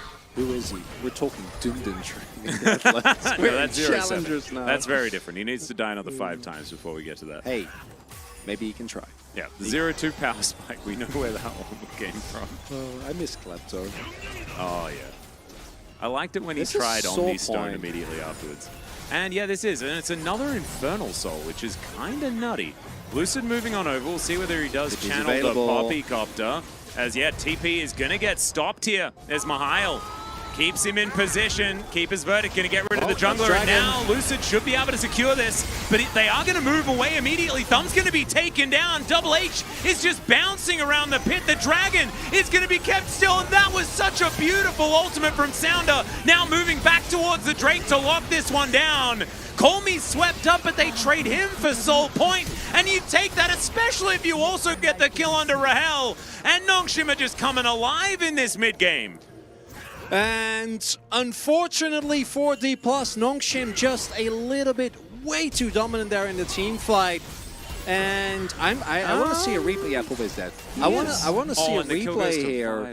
So the cancel is really nice, as I think Lucid with his W might be. No, good flash there from Mihail, and things are looking absolutely boomed, as Atlas is going to have to ban just gets the ban a few of them. Yeah, he gets to ban a couple of people. Yeah. That's really cool. This is some plat gameplay.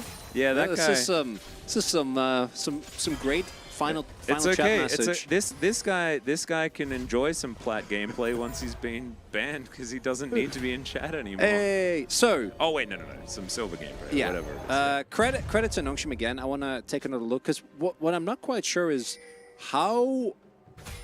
Because this is a great cancel. Obviously, Thanatos doesn't actually get to go in here. But what I'm wondering is, why didn't they engage here? Because we do actually see like Fun going in, but yeah, it's just the disengage there. But I think Poobah needed to go in there. Like even without ult, at least try and threaten the backline, because Fami actually is really low. And don't forget, is that Jax can't actually TP in either. So this is not like you're down a TP, you can't go for the core. Because a member was down, so I think that's partially on FUM. The engage obviously not looking too clean, but I also think that Poobah should have tried and gone in there, particularly with they should have the just fact like that so much was already gone. Yeah, you knock out the Sejuani, then you have a man advantage. It's the Poppy rule that What's your quite opinion? able to play around it. New Zealand pies are better than Australian. I've had New Zealand pies and they're exceptional. New Zealand pies. So my opinion is they're our pies. They're the we just claim all of the stuff that we like about New Zealand as Australians. That's how it works. Okay. We're a pack of criminals, so it fits. You just get to us. Oh, okay. Oh, he's just too clean. Yeah, Thanatos going to be able to walk out of this one. Lucid is not going to be so lucky. There are a whole... Oh, okay, never mind. He is going to burn to death, so he's dead. But that was pretty cool. I like that the camera was right there as all the Nongshim members got the big old zoom. Doesn't save Lucid at all, as Rahel is now going to get teleported on. They do get extra vision as there's the ulti. It connects. Magnet Storm is decent for some defense as Rahel is just trying to red-white gun. As soon as the white one comes out, though, he's stunned and destroyed. And Nongshim are just kind of pile driving now. Yeah, this one is donezo. I think that once the early, as we mentioned, once you are able to fully destabilize, you're indeed... Oh, Thanatos and a dream. Can he There's do no it? way, though. He's Pulve alone. is just going to try and throw Colmy out of there. Thanatos is going to go down, and then the Baron will go down, and then Nongshim will go down the mid lane and break open the base after going down to Boris's shop and walking up the aisles and just taking whatever they want, like Neo in the Matrix. It is, it's feeling pretty done. Chat's really having a tough time Chat's today. really talking about even shrouds a lot. Yeah. This has been pretty standard fine on Yone for a while. It's a trophy special. Although he wasn't actually, I think it was played in other leagues as well. You're very far behind. You know, just try to salvage something. Doesn't end up working out, but I think this game, unfortunately, is definitely donezo here for D+. And good Matrix Yeah. Wait, did you make a Matrix reference? Yeah, I did. Just Oh, nice. You know how he goes to the what is it, The Oracle? No. What's the something program? There's a special program where he gets to get all the guns. You know, the guns, lots of guns. I forgot. Did you ever play that? Enter the Matrix? God, I love that game. I love that with game. Trinity and No, with Niobe.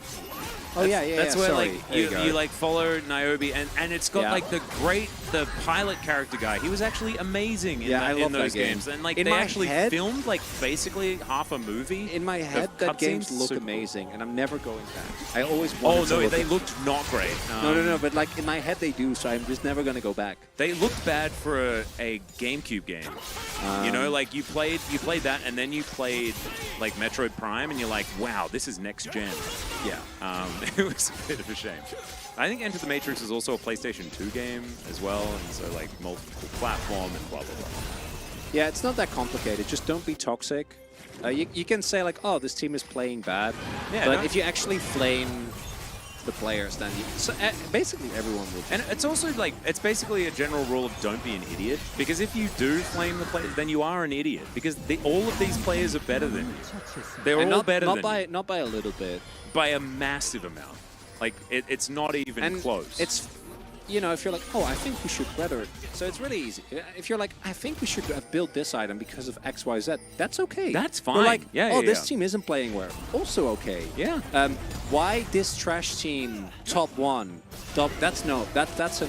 Yeah, and it's not that complicated. Denunciated. They're better than Ox. They're definitely, like, otherwise Dan would be playing in Challenger, you know? But he's not. This game is very dumb, by the way, if you're wondering why we're giving, why we're discussing Enter the Matrix and discussing some of the chat rules. Which, actually, you know, I'll take this as a win, because this week we have more new people watching Challengers for the first time. And now, it's totally fine. And we do need to, like, throw out PSAs, because, you know, there are some other chats where, like, these things happen quite a lot, you know? And they're normal. It's really sad. Just not here. But, like, we just prefer it if we ran a tighter ship than that, where we can have some fun discourse about all sorts of stuff. And no, don't do it in YouTube chat. YouTube chat suffered enough.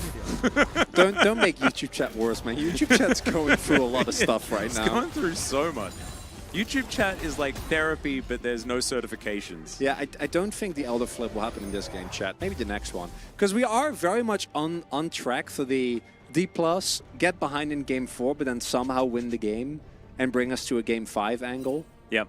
Also, Astro Nautilus is #1 Nautilus in Korea. Colmy was actually... He was rocking the Defter mode. And he has a QSS. Absolutely. We've seen like so many of the Defter modes. It's been pretty good. Yeah, he's imagine if he went the Bomby Knocker. the funny flail thing. The one that you know the name Silver of. Medon? That's the one. Ah, yeah. I don't know why it's called Silver Medon either. I don't. Yeah, I'm just gonna call it dumb flaily thing forever. It's accurate? Yeah. As lucid.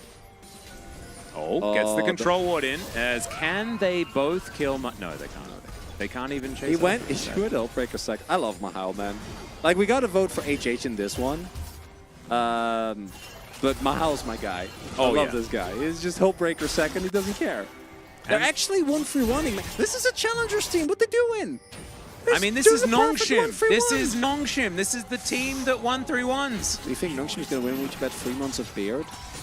Ooh, that's quite a few months of beard as Thanatos takes 50% of his health bar in a couple of seconds there by Colmy. He's doing very well as, oh, that was a cute one from Sounder. Gets the Gale Force out of Rahel, and on this patch, that is more costly than it has been in the past. As Mahal thought that there might be a little bit of a fight on their hands, so they dip into a bit of a 4-1, but then he gets back to work in the side lane, and Nongshim, this is all they have to do. They don't even have Baron. No, Baron's going to be up in a Soul. minute, It's and so they do. free. They do have Infernal Soul. Yeah. Yeah, there's no angle chat. I'm sorry. This is a beautifully constructed attrition that Nongshim have. Like, they've just suffocated D+, and they've pulled them, pushed them and pulled them around this this base really, really beautifully. And yes, they have a like, it's a 12,000 gold lead, right? So you definitely can do that, but this is very clean closing out of a game. Yeah, and you have to celebrate that because it's all we have really to celebrate at this point in time. Keeper's Verdict going to get rid of the jungle of Lucid. Also almost just in the death chamber as that grand entrance absolutely fantastic from Double H's. Yeah, they do manage to take down Vital. Couple of carries still left alive though. There goes the Gragas and bonk goes Mahal as Rahel is still very, very scary, but Colmy finds the ultimate angle. That is a very dead Aphelios, and that will be the end of the game. Colmy almost sacrifices his entire health bar, but it works out in the end, and it is now just Thumb left alive. From just Thumb being dead most of the time to now him being the last man standing. Kind of poetic here at the very end of this game. He will be taken down unceremoniously, but he will take Sounder with him, which is definitely good. As Mahal's also dead. That's a lot of money for the Thumb. The death timers are definitely not long.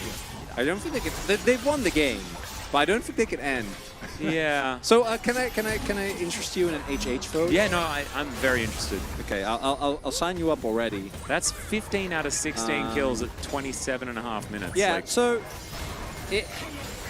obviously Thumb having a really bad game. HH also having an amazing game. I can't believe that this guy who got pulled up at the beginning of this year is straight up contesting with people like Pleda and Duro, which I think is awesome. I did not expect that one bit. No, it's like Double H has been a renaissance. Like most of these players, honestly. Like you've already mentioned Mahal, we've been talking about him all day. Colmy, he was starting to improve probably towards the second round robin of this season.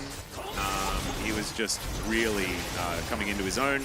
And Sounder, throughout the playoffs, has just been amazing. A few of his angles for these ultimates have been somewhat Peanut-esque. Some of them have been pretty Umpty-esque as well, but when he lands them real clean. And now Nongshim, after a few whoopsies, just to prove that it is still Challengers, baby, they will now parade up this mid lane or top lane or whichever lane they would like, and look to finish this game off. Just one Nexus turret between them and match point in this series, and a ticket to the finals. Nongshim once again in a summer finals. The more things change, the more they stay the same, Chronicler. An opportunity for a rematch of those finals as well, as the lower bracket will contain the other team. Maybe they'll be nice and give us an Elder Flip, after which they will immediately win the game. Maybe it's just maybe for D+, it's just too hard to face Nongshim. Just because it's still fresh in their mind, you know? The flashbacks? The flashbacks to the Dun Dun moments, you know? They see Jax and they're like, I don't know how to live. As that's a flash heroic charge that doesn't get a stun onto Colmy. Colmy just wandering casually. He's now going to look for an ultimate, does get interrupted, and that's an Elder Drake that's just going to be secured. Thumb now. I feel like a Wrath of the Dragon is going to come through. Mihail finds Rahel on the back line as in goes Double H, but doesn't quite get onto Rahel. But look at this, it's just a Rakan that's basically going to burn him down, and there he goes. Emperor's Divide going to be used onto Mihail. He uses it to taxi towards Lucid. Sounder trying to find Pool Bay, and this game is done.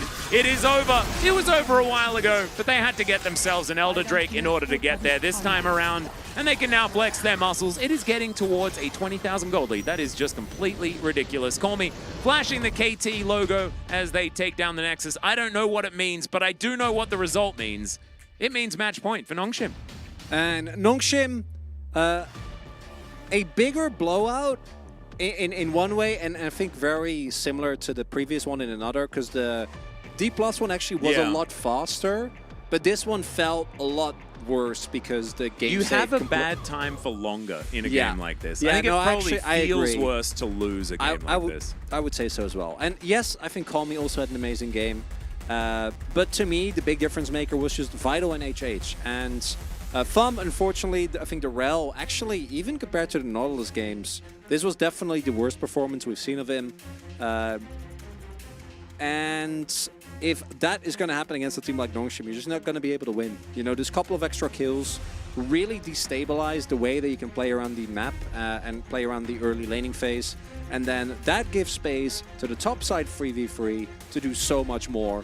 And as we see, that's more than enough for Nongshim to win. And again, obviously in this one they got a humongous lead early, but to me, Nongshim feel like the more well-rounded team by a pretty large margin, which makes sense if you remember that D+ lost their main shot caller. And D+ feels reliant now to really hand stiff. And, you know, they might be able to do that game 4. We might go to game 5 nonetheless. But it does give me the creeping feeling that Nongshim, no matter what, will end up being the victor today, because they just look really consistent. Yeah, it's the what we're seeing demonstrated here is a great team versus great players. Yeah. And Nongshim, I don't know what it is about the camaraderie that this organization can build in their players after what was one of the most tragic rosters to ever come out, like last year. Nongshim, they discovered why that failed, and they're like, we're all-inning on good atmosphere, guys. And it has just been an absolute joy for this squad, like both in Challenger and in the LCK. It's just beautiful. It's really fun to watch as well. And the most obvious Double H POG comes in very clean with the voting so far. Kill participation of 90% as the curtains are drawn. Like, absolutely beautiful play. And it makes sense. Unanimous here for HH. And you will be able to pick up his 110 vision score there as well. 109 CST score. 109 is not... No, it's not high at all. It's not high at all. But a lot of those not very high. Yeah, so Bible is... I saw some people wondering. Bible is called up to the main team, and because in play-ins you are locked in, or playoffs rather, you can't go down during playoffs. You can during the regular split, which is what we've seen a lot of. For Nongshim though, it's back-to-back Smash years, and they're about to punch themselves a ticket, but for the first time, I'd say in a year and a half, not as the underdog, but as the favorite. Like if they make it to the grand finals with them dispatching rapidly of DRX, if they can take down D+ here as well, I think they're the front runners, and that is insane when you think about the fact, yes, they won last summer. It was an upset. Yes, they made it last year in spring, you know, the current roster. But that was also something that was completely unexpected. And for this roster, in their first year in Challengers, to be able to get in through winners finals will be incredible. Super impressive. I think like just the coordination of this team, the macro play, the way they play together, and then individual mechanics on top of that, they've just been really fantastic to watch. So I want to see more, and thankfully we get to. They're going to move to match point. There is some silver scrapes on the horizon if D+ can find themselves a win in the next game. But even if it is just Nongshim closing this series out, and you know, it's only 4 games, not quite as exciting. It really does set up for a really heated next 2 matches in these playoffs. So we are going to go to a short break. When we get back, we'll see whether Nongshim can do it or whether it's the silver scrapes.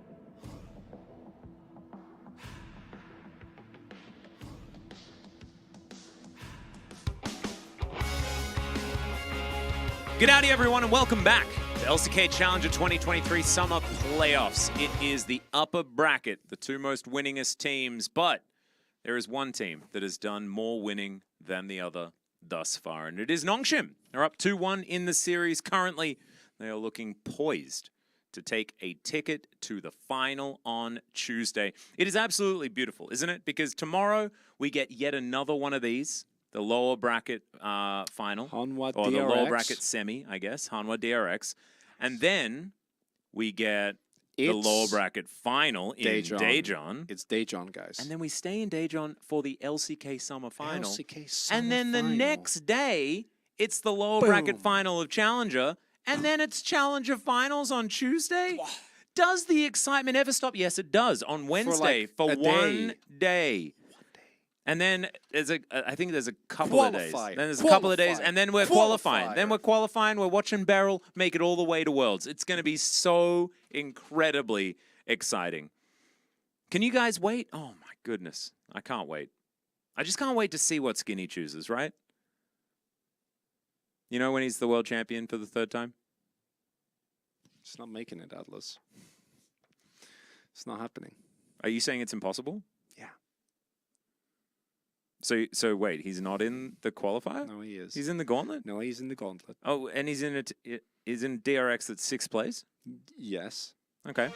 Sounds like a world's winning recipe to me. That's all I'm saying. Sample size of 100%. All of last year it was entirely correct. Don't ever say it's over if Beryl is breathing. Absolutely. That's words to live by. You get those tattooed. You'd get those tattooed. I did, in fact, show Atlas the frames from Pog State. The one where I'm with my hands in my head, and then the one where Atlas is like pointing at Valdez. Oh yeah. That one's my favorite. It's like the meme. Yeah. Where Atlas like.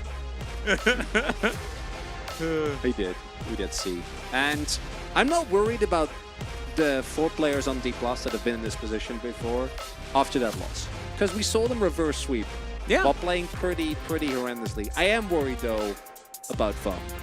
Yeah, we'll see whether the Thumb can have some redeeming performance here in this game. It's his birthday in 2 days. Yeah, he's going to turn almost a bit old. He's going to turn 16. He might be he'll almost be an adult. Oh, my God. It's terrifying. Absolutely terrifying. 2 days before his birthday. I don't think Nongshim are too bothered by that. I think they're going to try and maintain the level of composure they've had thus far in this best of 5. And we'll see if blue side here, third time rather for D+ is enough to get us to a silver scrapes. Yeah, because of course they did lose the first game on blue side, so it's not like this is a side selection win game type situation. But they might have a few strategies here in the draft to try and help them out, make sure that this first pick is going to work out. The last time they won, it was due to a Nico first pick. We'll see whether that is going to be mitigated here by Nongshim. If I'm so old now, get him a walk. Yeah, he needs a walk. Yeah, well, in 2 days. Like right now it's totally fine. Like Still he can hop, skip, and jump, but soon it's walker time. Is it the B1 Nico again? Or is Nongshim going to deny this pick? I would assume that the Nico is going to be banned. think Jack's so going as to be taken well. away once again here by D+. Oh, the Ari banned again. I don't know about this from Nongshim. Last time, like, that draft looked real weird. And so they are going to just run it back. And this was the only draft that I thought was actively bad on the Nongshim side. And so Xayah will be locked in. This is relatively understandable, and there is the Rel. And so it was Xayah, Rel, Rakan, and then they rounded it out Yeah, that with was fine, though. Jace, Cassandre, and that's what we didn't like. Yeah, the Xayah, Rakan, Rel, I think is a great combo. HA just picks up a POG. Understandably, D+ is just going to run it back as well. Like, they have zero reason to pivot away. Ooh, different order? Maybe. Or maybe Lucid takes a leaf out of Canyon's book and plays Jungle Nico. That could be cool. That's why he picked Renekton instead, to make it easier to swap. Same draft. I mean, so far it is. Yeah. However, still plenty of flexing to do. And so Azir going to come in instead. So that is going to be their adaptation to make sure that they do have the Azir in the hands of Colmy. Does kind of work into the Nico, of course. Like Pop Blossom starts getting channeled. As soon as you see the Nico is in the sky with a huge circle, you press Emperor's Divide and hope that she gets out of the way in time. A possibility See what Nongshim actually do to All the further respect adapt. Viego ban. Love to Makes see sense. I think, though, that Viego is not the essential part of this composition. And you can kind of put in... You can go Kha'Zix here as well if you'd want. You can go Lee. Nico jungle, You can go Nico jungle. Yeah, Big never Jace, mind something like that. Ooh, I mean, into this, I actually think it's the Xerath angle. Although Ooh. Nico Xerath does sound like a pretty horrendous mid. jungle Doesn't 2v2. seem great. No, it doesn't. And especially they just play 'cause- Yone. Yeah, they can. Especially because Nongshim can also go for Poppy, right? They can just like R4 Poppy and then flex route to support, where she is still very, very strong. No one wants APE back. I think that's absolutely true. Yeah, that was no fun. You know, Faker still has 100% win rate on Yi Makes sense. I don't because of think it's ever gonna change. absolutely insane APE. Mahal do it. Oh, this Vital is no having Vital. a great time. Vital is a known troller. He is. He's a known hoverer. He learnt in OCE. He figured it out. I mean, OCE veteran Vital. Oh yeah, a true dire wolf. As Nah will be the lock-in here. Mahal just wanting to throw boomerangs at a crocodile over and over again, much like the people of my country. It's also an opportunity to go and build Hullbreaker again. True. Which I think Mahal is just... Mahal stands for My Hullbreaker. Yeah. No, That's what he... I think that's what it translates to. Yeah. As that's going to be Sejuani. So Sejuani Renekton going to be coming in here for D+. It's a fair bit of power, especially if they can catch Mahal overextended. Could certainly start putting this Nah in a hole. And Thumb back on the cow once again. Kind of like it. The Rakan now banned away, and we'll have to see what Double H is going to do, or what Sounder is going to do. I don't know whether there's necessarily like the ultimate jungler that you can now just pick up to make this composition look godly. I think Poppy, as mentioned, would be good, but... I think instead, Nautilus Rel is a great combo. yeah, I do like that a lot, because one of the big issues we always have with Gnar is that there's not enough engage on the rest of the map. And I think the Nongshim comp is great. D+ do have, very similarly to the last game, they saw them play with very similar comps to this. A lot of early game power. Topside 2v2 looks incredible this time around. And I think the 3v3 is also great. But Nongshim have a very damage profile, an actual third carry, and I think a wonderful draft to play this out. Phelios really enjoys it when, you know, the enemy team kind of has to filter into him and they don't have too much lockdown and he kind of can get peeled by. Into D+, I don't know if he's really going to have all that much playmaking potential, and I do think Rahel is... Even though D+ kind of revolves around Lucid and Polbay, like winning the mid-jungle 2v2, it does feel like when Rahel is in a position where he can be meaningful, the team looks so much better. Like going back to some of the games on Monday as well. I mean, it was when he was playing Aphelios. Like, this guy is just very, very comfortable on this champion, and I 100% agree. I think it kind of works very similarly to aiming on KT, right? If you were to liken it to the LCK. Aiming looks good when you don't really look at him that much, and then he's fed. You know, it's kind of how that one goes. I looked at YouTube chat. Oh God, what's happening? Terrible decision. Yeah, I just shouldn't. I never learn, chat. Hold me accountable and don't let me look. Yeah, there's one guy saying really dumb stuff over there. Yeah, I know. Wow. Oh no, there's two guys. Oh, Alexander's just like, sorry, I just have to be. It's okay, Alexander. You're one of the good ones, mate. You're a holding good down one. the fort. Don't you worry. We We're not appreciate you. talking about you. Yeah. I like that Alexander used to try and defend it, and now he's just like, oh, what can I do? He doesn't have to do anything. Mr. Hee-Haw, how you doing? Valdez thinks AFL. Oh, I watched it. I actually messaged Valdez about the whole AFL, the American funny. Football League thing. Someone was trying to convince them to be like Saints fans, though. Like St. Kilda fan. Really? Can't relate. No idea what you're talking let's about. not do that. Let's rock out.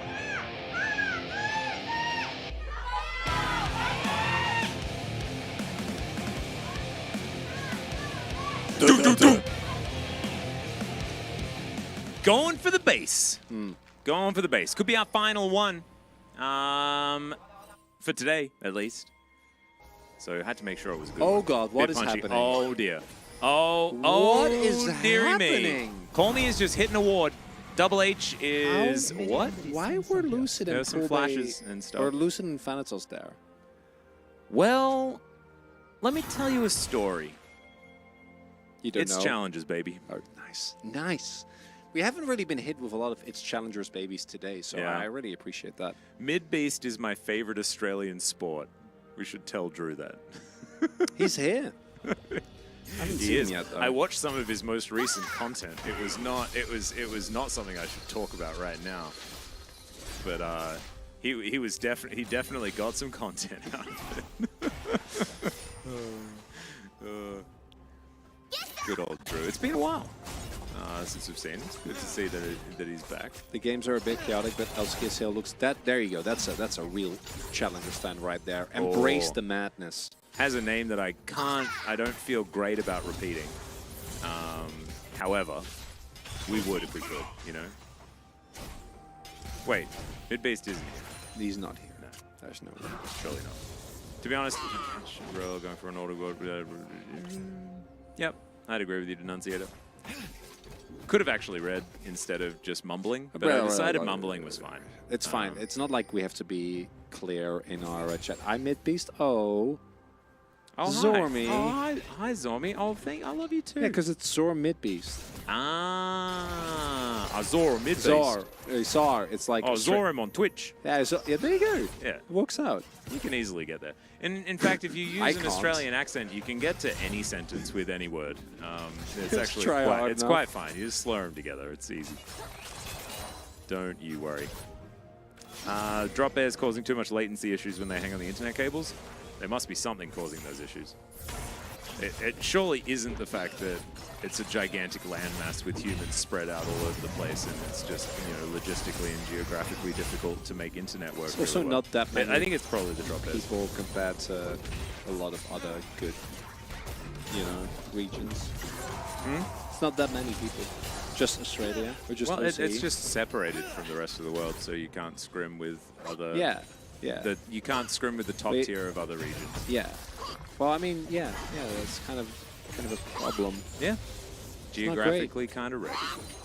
That being said, there is, like, in FPS and stuff like that, there's quite a few decent Australian teams, stuff like that.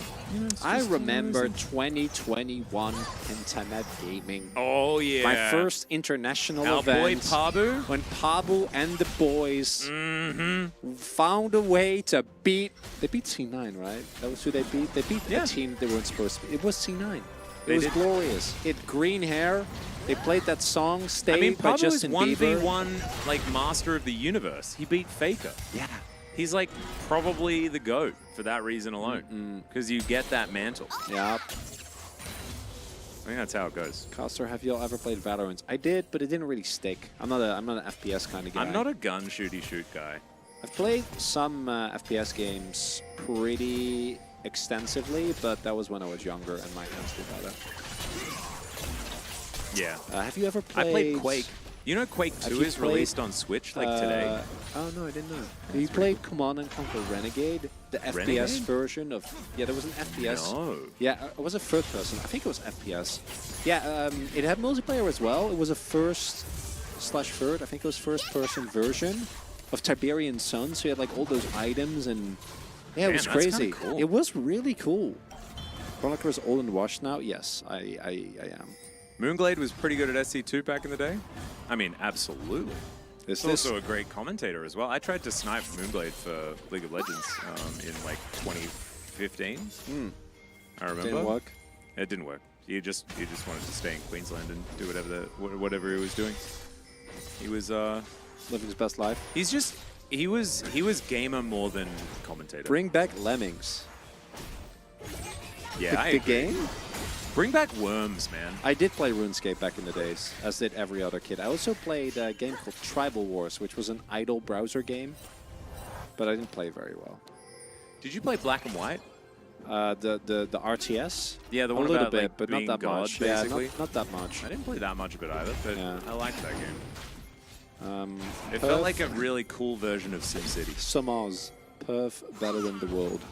Is Perth Perth nice? over I World. also only know it from the Perth is song. I great think as long as you Thanatos get is everything done Ooh. before 6 p.m. Clean flash. Yeah, it's a nice flash from Thanatos. Gets out of the way from Sounder, but still has to use his flash. I did play Star Wars Empire at War. I also played Battle for Middle-earth. Battle for Middle-earth 2 is still one of my favorite games of all time. Do you battle? Have you played it? No. It's so good. So it's an RTS, and you had like a bunch of different cool So is it factions. like a large, like super large scale armies? No, sort not of really. RTS, But you or- can also do that. It had like you could do like a large like map of Middle Earth, and then you would have like basically play Risk, but the individual battles were fought out as an RTS. Oh, that's cool. Yeah, very cool. And then you could also make your own character that would become like a Lord of the Rings character. You should have like a character creation where you Yeah. could. Yeah, I know the game was incredible, really, really good. That's Total War. No, it's not. Oh, I know. Yeah, I mean, Total it's War as basically well. what Total but War it's, is, yeah. it's not the one I'm talking about. Huh. But I've played Total War as well. Empire was War as well. I was really into RTS when I was young, which is why I got into StarCraft and into Korean sports in general. I don't know whether I told chat, but I was at the gym and I found I just like had the TV on that was like near on the treadmill that I was using, and it had Caster Jun casting StarCraft 1 from 2002. Glorious. Yeah. On it was Star League, Amazing. and it was back when like everyone dressed like Power Rangers. It was just the coolest thing, and Caster Jun looked basically the same. And it was 21 years ago. I've been talking about this, but I still firmly believe the actual best part about a world championship in Korea is Caster Jun doing the doing I mean, the, I doing think the that he final should ceremony. do all of the like intros to the finals every year, Yeah. no matter what. No, Like, I I agree. actually think that he should just do them Yeah, all. but that's what I'm saying. Like, that is actually the best part. You Yeah. know, historically, worlds in Korea haven't been great for us. No, In hey, our 2014 events. was all right. Yeah, that's So that's 9 years ago. We're I'm not one gonna. on one. We're 1-1. Yeah, I guess. Last time, though, not great memories, but the fact that Caster Jun is going to do the opening to a Worlds Finals. And we might get another KDA album. You never know. Yeah, there's actually been some rumors. I Yeah, there's hadn't heard any a rumors certain yet. K-pop boy band that apparently got hinted towards because they Wait, visited. which one? Not one of the ones that. Not that one? Not Okay. that one, no. Okay. There's, There's an hour into the wall. Thanatos. We're seeing whether Thanatos is dead. And I think Thanatos may be dead. If at first you don't succeed, get a flash and try. Never mind. They miss the boulder. And he's just going to go back. A little bit sad. like That to- is 2 flashes for a nothing. I'm going to give Thanatos the credit for that one. I actually think he played it really well. So he got the empowered W off, which meant I think it was on Sound Up, it might have been on My How, to ensure that he wouldn't actually get taken down, and then also sidestep the boulder while getting a Q off. I don't think it was empowered, but maybe the Fury Generation was enough. And that's going to give the early Herald over to D+. Silver scrapes anyone? Yeah, we might be getting there. It's not a massive advantage. However, it could certainly balloon to something larger. Oh, ballooning. I do love a bit of ballooning. And Thanatos is going to have a flash advantage relatively soon. If he can play around Nabas, he's going to be very, very Can you scary. make balloon emeralds? Can I? Yeah. No. I never trained No, in me the neither. art of So balloon that animaling. plate gonna be denied here. Just flies off. Money just falls to the floor, never to be seen again. Yep, they wanted to go for a tempo back instead. Will be missing out on his plate as a result, but might get them the prio that they need to fight over this upcoming objective. If they can get 2 dragons early on, then we've gone for what, 10 minutes before we actually talked about the game. We're Yeah, getting I mean, into normal challengers territory. not a whole lot has really happened in Very true. the game. So we haven't really needed to. A Dragon and a Herald have both been secured by D+. Yes. But Nongshim do have one of these a little bit more slow burn compositions, so they're not exactly feeling like it's the end of the world. Still, Thumb comes on over, looks to clear out some vision, does so comfortably. Has now got a little bit of an awkward situation where Double H is between an enemy mid laner and a bottom lane, but he'll be fine. How much gold is Thanatos setting on? He only has gold fields and brown bags. Yeah, he should have a fair bit of money. Although it does have reckon he somewhat would. item But parity. he can just stay locked in lane as long as he doesn't let Mahal back. He's completely fine. There's HH. Yeah. Gonna be okay. Hooks his way out. But I'm not going to quite find the angle there as Lucid just lurking as we have 7 seconds until this Drake is going to spawn. Call Me and Sounder just wanting to collect Poolbay, and there is the Emperor's Divide. They pull him away, but Magnet Storm doesn't get a lot of value because Poolbay uses the flash to get out of it. The rest of D Plus do give up on the chase though. That's 2 ults. I think you have to let it go. Oh, there is a ward in this bit, but yeah, I think that they are just going to leave it. They're really gonna try. Ooh, Poolbay does have TP. Mahal walking over. Somewhat dangerous. Sounder looking to try and crash his way out. And yep, Thumb is going to give a little bit of question mark as Lucid looking to try and get out. Vital, great Feather Storm, but he's not out of the woods just yet as he does have to flash. Will keep himself alive, but they lose out on the Drake, and they kind of just overextend into that one. And happy to see that Thumb didn't lose his entire appetite for engages after that pretty rough last game. And D+, Poolbay on the Nico again. Yeah, he takes a decent amount of damage, but is then able to turn it around, right? Flashes away, 2 ultimates down. I do like Nongshim still threatening a contest there because it meant that Poolbay had no choice but to teleport back in. And it will mean that he can't get to really spend a lot of the gold and will give a teleport lead over to Call Me. But right now, D+ feeling good. And if they can get the Fur Drake, Oh, if they can get Mountain Souls as well, my god, that Against, is actually that so much value for this team. oh yeah, because they do have a lot of beef, and it also makes things like Mahal a lot less threatening Yeah. when you do have a Mountain Shield, and his damage just isn't going to be nearly as obnoxious to play into. Yeah, and Sounder will just not do any damage ever again. As the game goes on, it'll just be... It'll be hard because there are a lot of facilitators. You know, you've got Double H and Sounder just trying to get that CC down. Sometimes it can be relevant from a rel, relevant, all that sort of stuff. But it's not going to this time. We got both Gnar and Nico. All we need is Lissandra and Annie. Ooh. Emperor's Divide comes out yet again as Poolbay this time is going to dash cannon. They get the flash out from Sounder. A couple of different Poolbays running away, but they go the same direction, and now Sounder's just waiting for a stab. There's the crash. Does manage to find it. Wants to set up the kill for Call Me. He gets it. Throws out the dab. Nicely done. And that's actually first blood. What the heck? Okay, yeah, first blood, sure. Yeah, I knew that. Yeah. I didn't know that. At 13 minutes and 40 seconds. After I thought while we were talking about weird other video games that someone would at least died. 2 objectives. Sorry, 2 Drakes and a Rift Herald already have been taken. Yeah. It's weird. It's just, you know, it feels like a game 4, you know? Like, it's So everything's straightforward as well. a lot of... Literally walks back into lane, dies. Yeah.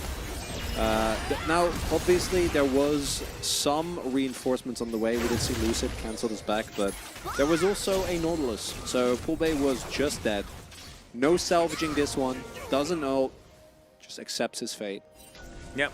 And the horsey crashes into him. So Poolbay going to go back get himself a book because he didn't have a whole lot of money. So at least he manages to at least get that. But Call Me now comes back to lane with a Leandri's now completed.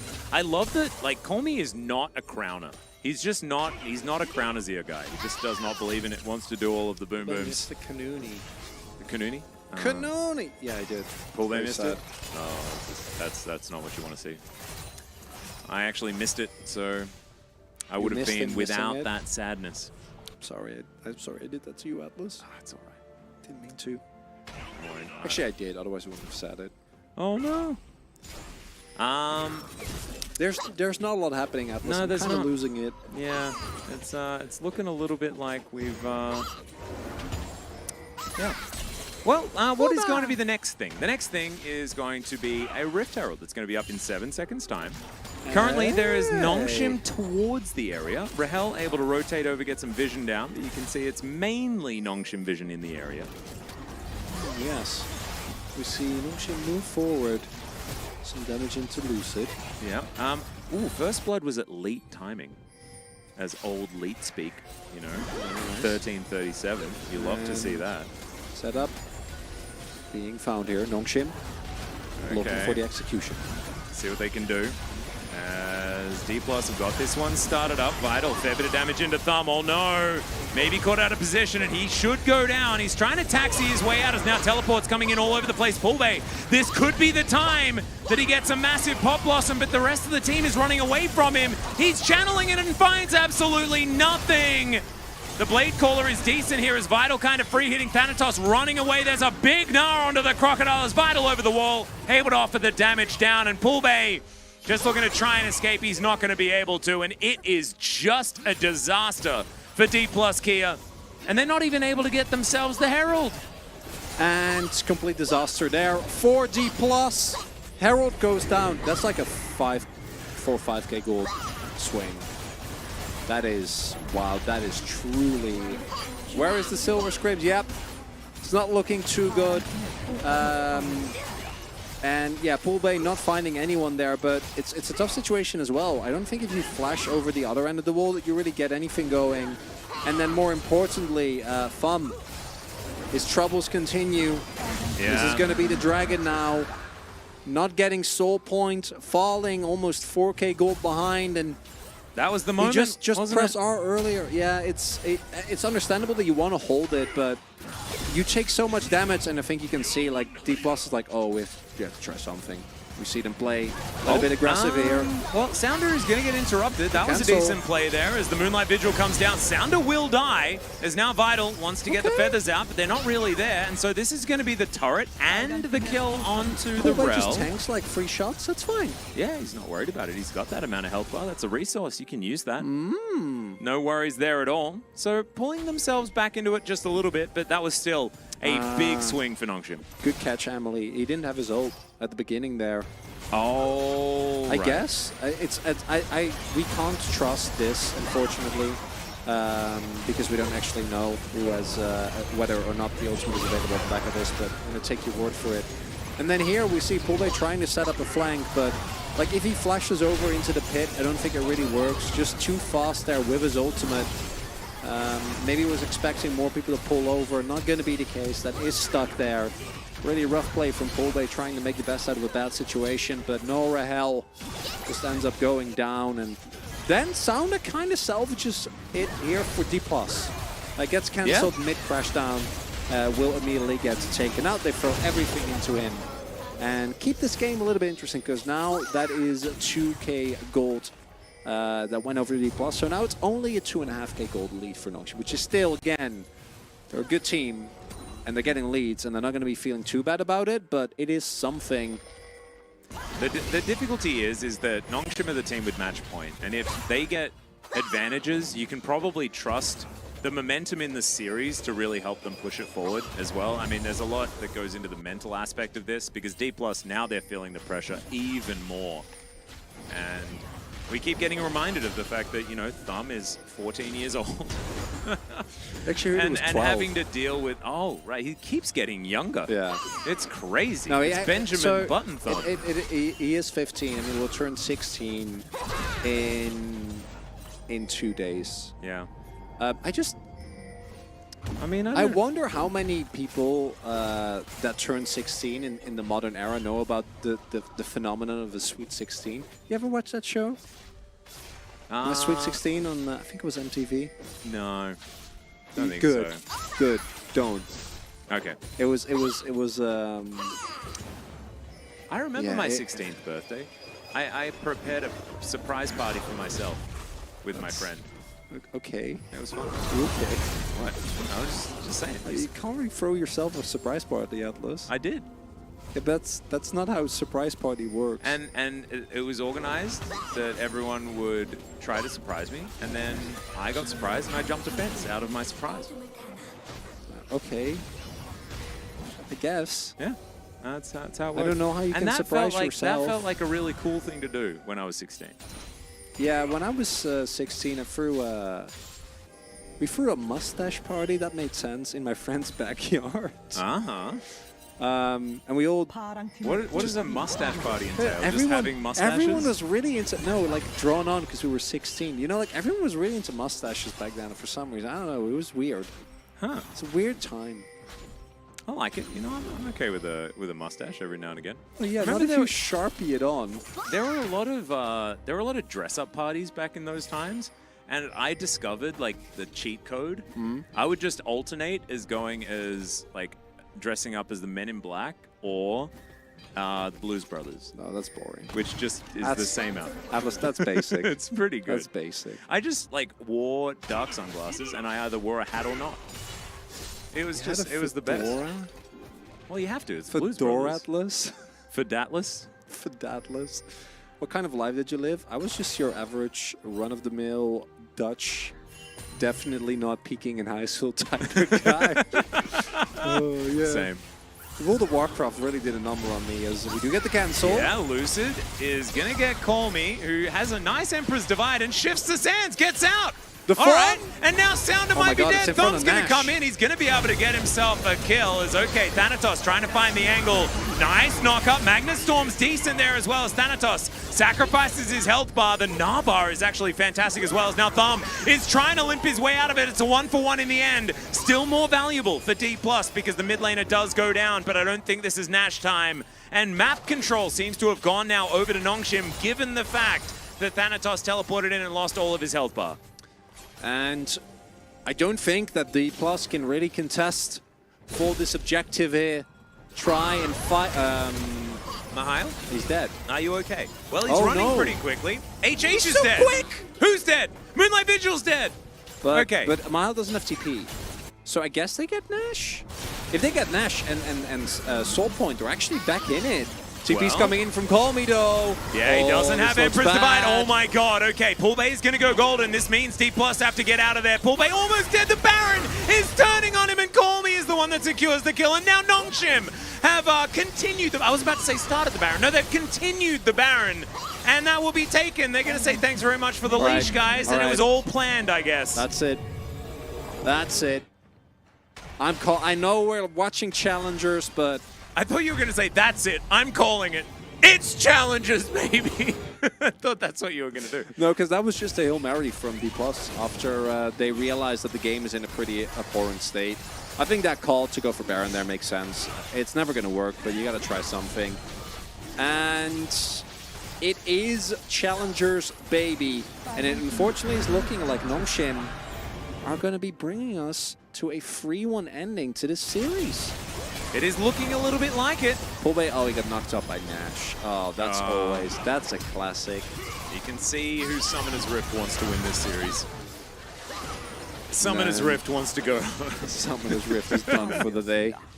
Can you tell me what's going on in the game and the overall scene? This is challengers. These are up-and-coming players.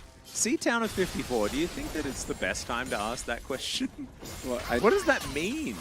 I don't know. Like, maybe they're actually... Are you Like the challenger are scene you- or League of Legends in general as a whole? Are you a scout for an LPL, LEC, or LCS team? Because if you are, you have to tell me. That's not actually a thing, by the way. What? I heard this. People are like, yeah, if they're undercover, they have to tell you. That's not true. Poolbay is going to get knocked up and destroyed. Yeah, it's dead. It's a nice dead. Emperor's Divide. It's fine. That's not how it works. Sorry, yeah, you Because continue that your would story. defeat the whole point. Call Me is now... Oh my god, he absorbs 2 ultimates!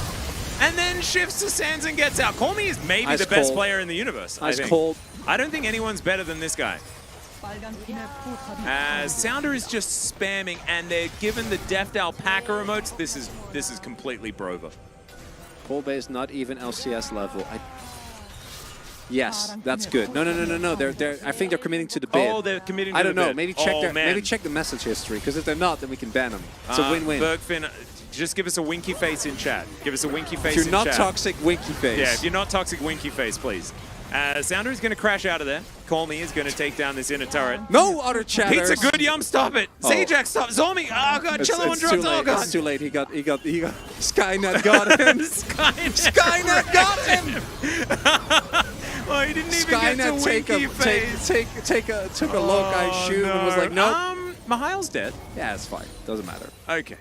Just double checking. Yeah, no, I was it's too busy okay. watching Skynet. DSG clicks these teams, by the way. Astro Nautilus is a known Skynet was right, of course. Yeah. I will never question Brandon Valdez. he probably was already in the logs checking it out. Oh, he was. Yeah, 100%. Psychedelaholic is actually a great name. So, oh, there we go, another one. That's a cool first message. Oh, bye. This is lovely to see you. I'm glad you were here. Bye.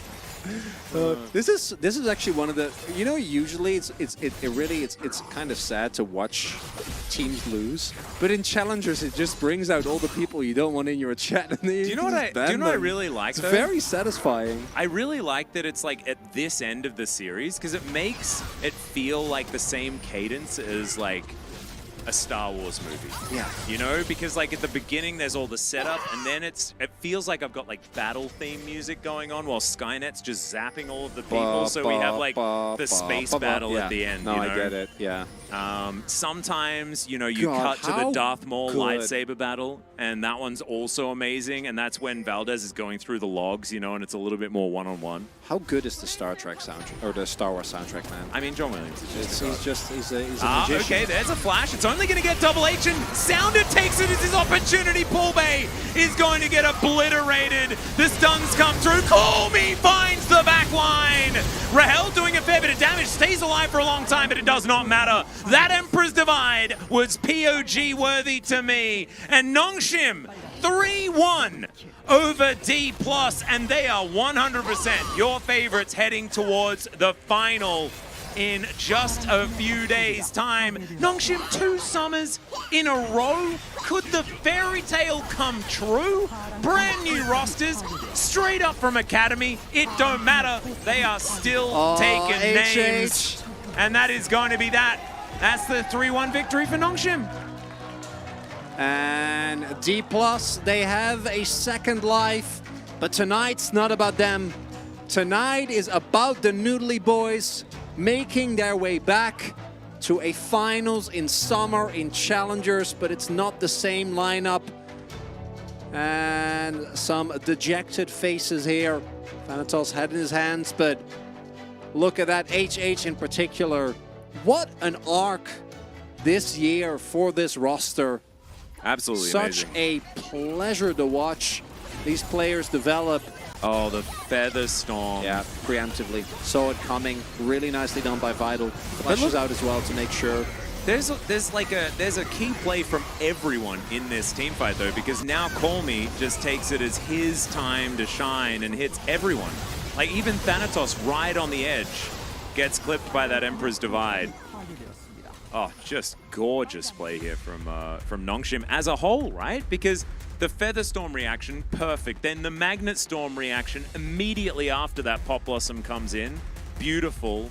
And then Call Me just waits for the opportune moment and swoops in. What I love is that Nongshim also, there is no, you know, them being so reliant on one style or one composition. I think that they have looked better in every single game, outside of the one that obviously was very D+ favored, where they got a huge early lead. And a large part of that, if we look at the D+ side, right, will come down to them missing their shot caller and FUM being a really big liability in his first series, right? And D+, maybe the lower bracket is what they need. They will be facing whoever wins between Humble Life and DRX. Yep. And I would still not be scared to take them over one of those teams. I think we have to watch what happens in the games tomorrow. Yeah, I think that'll be very telling. It will be. But then again, like especially after how the Humble Life series played out, I think that series will be close nonetheless. But I think realistically, you can say that you'd expect D+ to win against either of those. However, Nongshim, after this, should be the clear favorites. We have some must-bans, things like Call Me, never getting Tristana, ever, clearly. But if Mahal gets Jax, the game is almost unplayable, right? If HH gets his Rakan, becomes really tough to play out. And the fact that they have multiple different styles of compositions, they can play team fighting, they can play a 1-3-1 as a challengers team for players this young, this inexperienced within this league. Absolutely stellar. Yeah, no, just incredible stuff. And Nongshim picking up the 3-1. Not a lot of predictions saying a 3-1 on our side. Wolf and I said 3-1 for Nongshim, but I think a couple of the Korean casters did say some 3-1s. Yeah, so the pre-game prediction was exclusive. It was 5 Nongshim 4D+. Yes. So Nongshim was favored, and then I don't think anyone... Wait, Hojin did a 3-0, but that was for D+, Yeah, he right? did the D+ 3-0. Yeah. And there were a couple of 3-1s for Nongshim, I think. I don't think anyone predicted a 3-0. Yeah, no, there were 2 3-1s, and then you and Wolf both went 3-2 for Nongshim. Yes. So Nongshim predictors definitely getting it right. I think there were 2 people, as mentioned. And I think this series played out not too far. Yeah, call me. The most obvious, yeah. This guy has just been on an incredible arc, this split, and it's super cool to watch him still develop. And remember, like, so Colmy was playing all right in Challenger, and then he got sent up to the Nongshim roster and played against Faker and got kind of mega baited. If you remember, in the mid lane, he was playing Ahri into Faker, and Faker just kind of told Ono, like, this is what's going to happen, let's kill him, and they killed him, and it was... that was actually a clip that I saw recently on YouTube, just explaining how Faker is just amazing. But Colmy then has that experience, which wasn't necessarily positive on paper, but he uses that in order to propel his game this much further forward, and now is poised to grab Nongshim yet another Challenger title. And it would also mean that the streak, or rather the ever since Challengers changed to this format, which I think was in 2021, well, not this exact format, right? They've had different viewings, but when it was actually taken as an official part of the LCK as opposed to what it was before, right? What it used to be, there has never been a team that's won 2 in a row. D+ have obviously been supremely successful. Yeah. They got it 2 years over. They've gone springs in a row. Double spring, yeah. But they did lose in Game 5, right? Last year against Nongshim, and now they have to fight their way through the lower bracket to even have a chance to try and prolong their title. But when I'm looking at how well-rounded this Nongshim roster is, it's so cool. I'm really shocked. If you told me at the beginning of the year that this team, of all the teams, was going to be the one to do it, I would be kind of surprised. And this one for D+, I think, also a bit of a heartbreaker, because let's not forget, up until that Herald fight, they were like 2k gold ahead. Yeah. And also, if you remember that, like, at the beginning of the season, one of the reasons why we were singing the praises of Nongshim was because Jiwoo was on this team. And he is so good. He is so good, but also, like, Vital got moved down because he wasn't performing very well in the LCK, and we've seen that happen quite a few times, right? Dundun even spent like a couple of matches, like a week on the roster as well, just to like stretch his legs, experience some Challenger just before he got sent back up again. And oftentimes when you get sent down, like the Kara situation, things like this, like it is so that you can work on your game and find yourself, but it's not necessarily a heartening thing to do, right? Because you're like, oh no, this is it's not quite working out. Vital has taken it in stride, man. He has like gotten better and better and better, and he's somewhat coming back towards that form, like all those expectations that we had for him. All those, I mean, I guess years ago now, when we were hearing whispers of him coming back to the LCK. And it's just great to see this level of performance from these players. And the struggle for pool bay continues. Are there any other games coming up? No, but there is something better, which is C4. And if you don't know what it is, you want to stick around. An absolute treat. And if you are a Challengers fan and you know what it is, I don't even know what they just... away. Oh, man. I don't even know what they said. They got Skynetted way too quickly. Now I'm confused. The inconsistency for D+ definitely continues. Pool Bay being the best example of this, going 0-5 in this one, I think, while simultaneously getting POG on the same champion in a previous game. Yeah, where's Saint? He's on the bench. I don't think that Pool Bay is the issue, though. I think there's a very clear weak link, unfortunately, for the team. I'm just gonna have a look here. Average damage higher for Saint. Average gold higher. He played average kill participation higher. He played 3 games, Atlas. Yeah, I'm gonna say that Saint's just statistically the better choice. Some Atlas sample size, baby. We had such a good day, Atlas. We had so much fun. Why would you have to? We're almost going home. You don't have to tilt me anymore. No, I can though, because we're starting C4. It's time. the caster community chat corner situation. Caster chat community corner. C4S. Yeah. It's a new version. Caster chat community corner You said situation. at the end, situation. Yeah. That was just an aside. I just wanted to add that one on. Yeah, check Dust to DX. Thanks, Kenneth. I appreciate Do you still it. want CLDK players in the main roster? The point is not that they're better than the main players, because they're not, but the main players are playing really poorly right now. So I think it makes sense to keep the current roster as is, but it's more about, it's the same reason why they played Bible and continued playing him even though it didn't work. It's because the status quo also didn't work, right? No, it just, they didn't have a voice to Yeah. tell them to do stuff in the mid to late game, and that seems to have been Bible in Challenger, because obviously they were playing so much better. They completely sacrificed this roster by bringing up an academy player that is about to turn 16, just so that Bible could play. What, like 6-7 weeks into the into the split as well. And changing out your main shot caller, no matter what role it is very detrimental, right? It's like taking Peanut out of Gen.G, like taking Lahens out of KT, like these things, like taking Beryl out of D+. Know what I'm saying? But that is 100% true. Like, I could Beryl feel you building up to it, man. Okay, so we all know Beryl's mechanics have been atrocious this year. Well, they got better in Did they? playoffs. I didn't even know whether they the last 2 necessarily weeks. did. He got 2v2 killed multiple times in lane for the entirety of the year until like the last 3 weeks. Yeah, but he knows how to play out the game as far as like the chess version of League of Legends. He understands the chess version of League of Legends very, very well. And so having that guy who just knows and with confidence tells the team what to do is extraordinarily important.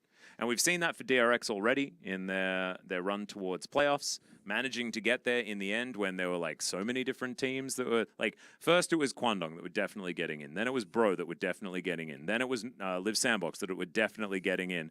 And guess who got in?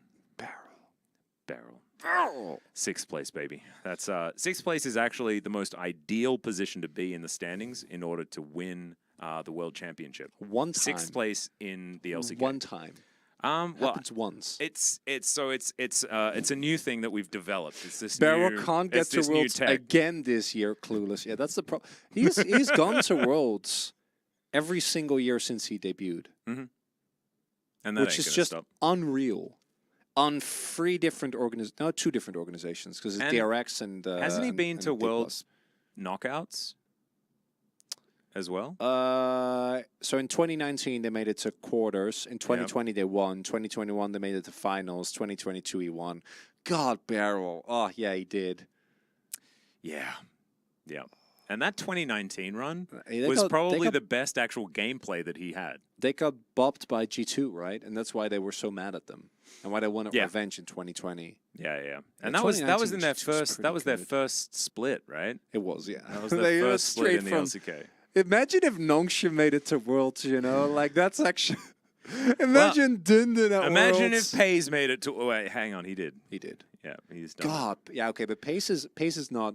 That's not normal. He's not normal. He's also got Peanut and Chovy and Yeah, he also quite got a few. absorbed into basically just be ruler light and we'll be good. And he was Yeah. like, with Pace, to me, it's really a double feeling, because I think that there's both like he's both under and overhyped. Like, I don't think that he is without a shadow of a doubt the best AD carry in the league. No. But at the same time, the fact that he can He's follow, better than he should be for now. like right? the fact that he can follow up after ruler and not feel like a huge downgrade is, well, it's as a rookie, is just mind blowing. It's the fact that you take Ruler out of that team that played every single game for Ruler and the team still looks really good.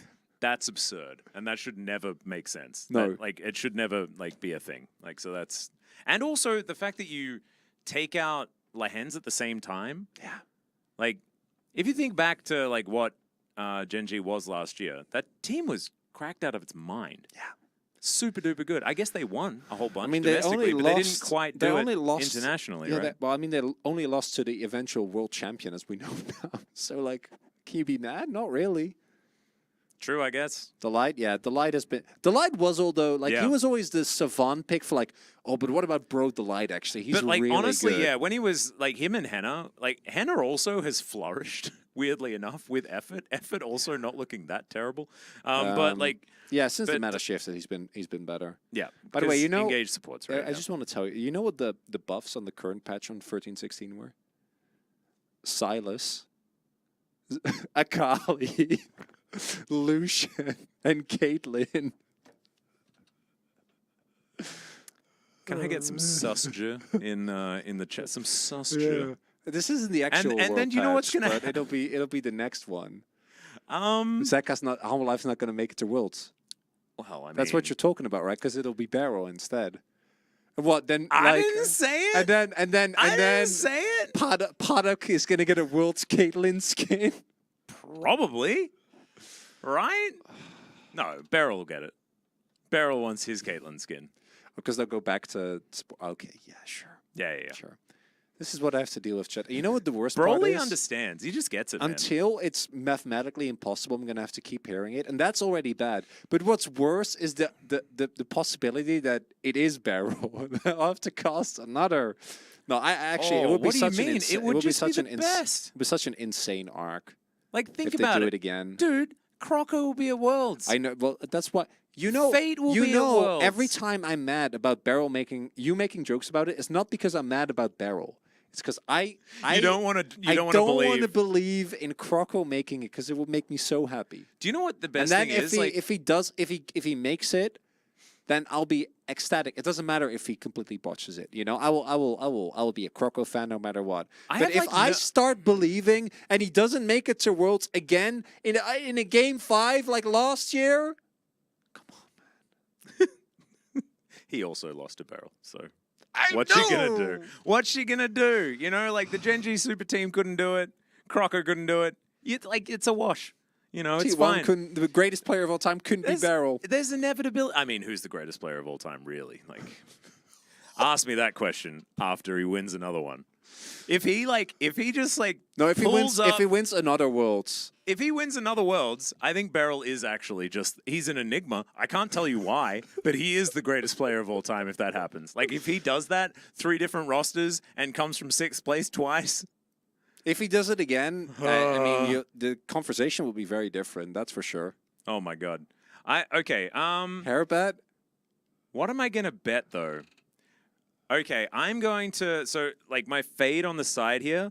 I'll shave Keck W across the side of my head. If Beryl, if Beryl wins Worlds again, okay, I love that. I will do that. The face or the in letters? In letters, Why not the face? because I'm not an artist. Well, no, you'll ask your barber. Yeah, They he's can not do an that. artist either. He's Sure a they hairdresser. can. No, it's fine. No, just Okay. the letters. Just the letters is fine. Someone get the clip. Oh, don't you worry. Chat will be on it. Yeah. I mean, I think I'll probably be relatively safe, but honestly, I would happily do that if it did happen again. As let's have a look at what this means for our bracket. Tomorrow, Humble Life Esports taking on DRX. Valdez and Wolf have got your backs for that one. We'll see whether DeCrank is going to make his way out. We're going to have to do our Duro's best. playing. We're going to have to do our best to be the Skynets for tomorrow. Thankfully, Skynet in full effect today. Thank you so much, Valdez, for hanging out and making sure that the chat is just amazing as per usual. And D+ going to be waiting to face off against the winner of that match. And I don't really have a prediction just yet. I actually think that it'll be the team that shows up, right? Like, I think either of these teams have the capability of doing it. I think that Smart Money's probably DRX because Docdom has the most experience and is a huge factor here. Should be able to shut down what is a very strong part of Humble Life Esports, but I don't really know. No, I think I went with DRX, but just because I trust Docdom and Plata a lot. And 280 carries is better than 1. Yeah, and even whichever of these teams end up facing D+, it's so hard. I think that D+ actually is the hardest team to predict right now because of the fun factor. I think D+ loses to whoever gets up there. I don't know if that's going to be the case, but we'll see. No, I don't know either, but I think that like that's The fun factor. yeah. I think that D+ are deteriorating, and Sure. whoever wins here has just won, right? And so the momentum situation, and I think that'll be enough because these top 4 teams have actually been really close. I do think I'm unless it's the only team that I think can maybe best Nongshim is DRX. That's the only one that I see actually winning. Outside of that, I'm a believer. You know, mahal me to another victory in summer for the Noodle Boys. Imagine it. We have the same... Call me the champion, maybe. Do you know what I just realized? The most cursed timeline? Nongshim wins challenges. Gen.G is going to win the LCK, and DRX are going to win Worlds. Oh, the more things change, the more they stay the same, Chronicler. Oh dear, I'm just gonna have the Keck W's. It's basically already there. Can't you see it? Can't you see it? It's like it's pretty much already there. I can see it. I can see it now. That's not stop comment time yet. It's not yet. You have to put up with this. It's gonna actually just be exactly the same. Can you wait for 2024? The exact same thing? All over again? Why must you make me suffer like this? Continue! Stop saying continue, comment chat! Oh, can I get a quick recap? So Nongshim came in, blasted game number 1, looked fantastic. D+ had a bit of a recovery in game number 2, looked all right, especially from the mid lane. The Nico performance was fantastic, but then the next 2 games, Nongshim kind of crushed them, and then it was a 3-1. But now it is time for us to do the thing that we want to do the least, and that is to stop comment. Do. I want to stop comment. No. I don't want to suffer anymore. We don't want to stop comment. We want to keep talking about the fact that DRX is probably going to win Worlds again, and Gen.G is going to win, and Nongshim's going to win. But we have to stop. So we'll see you tomorrow for more Challenger.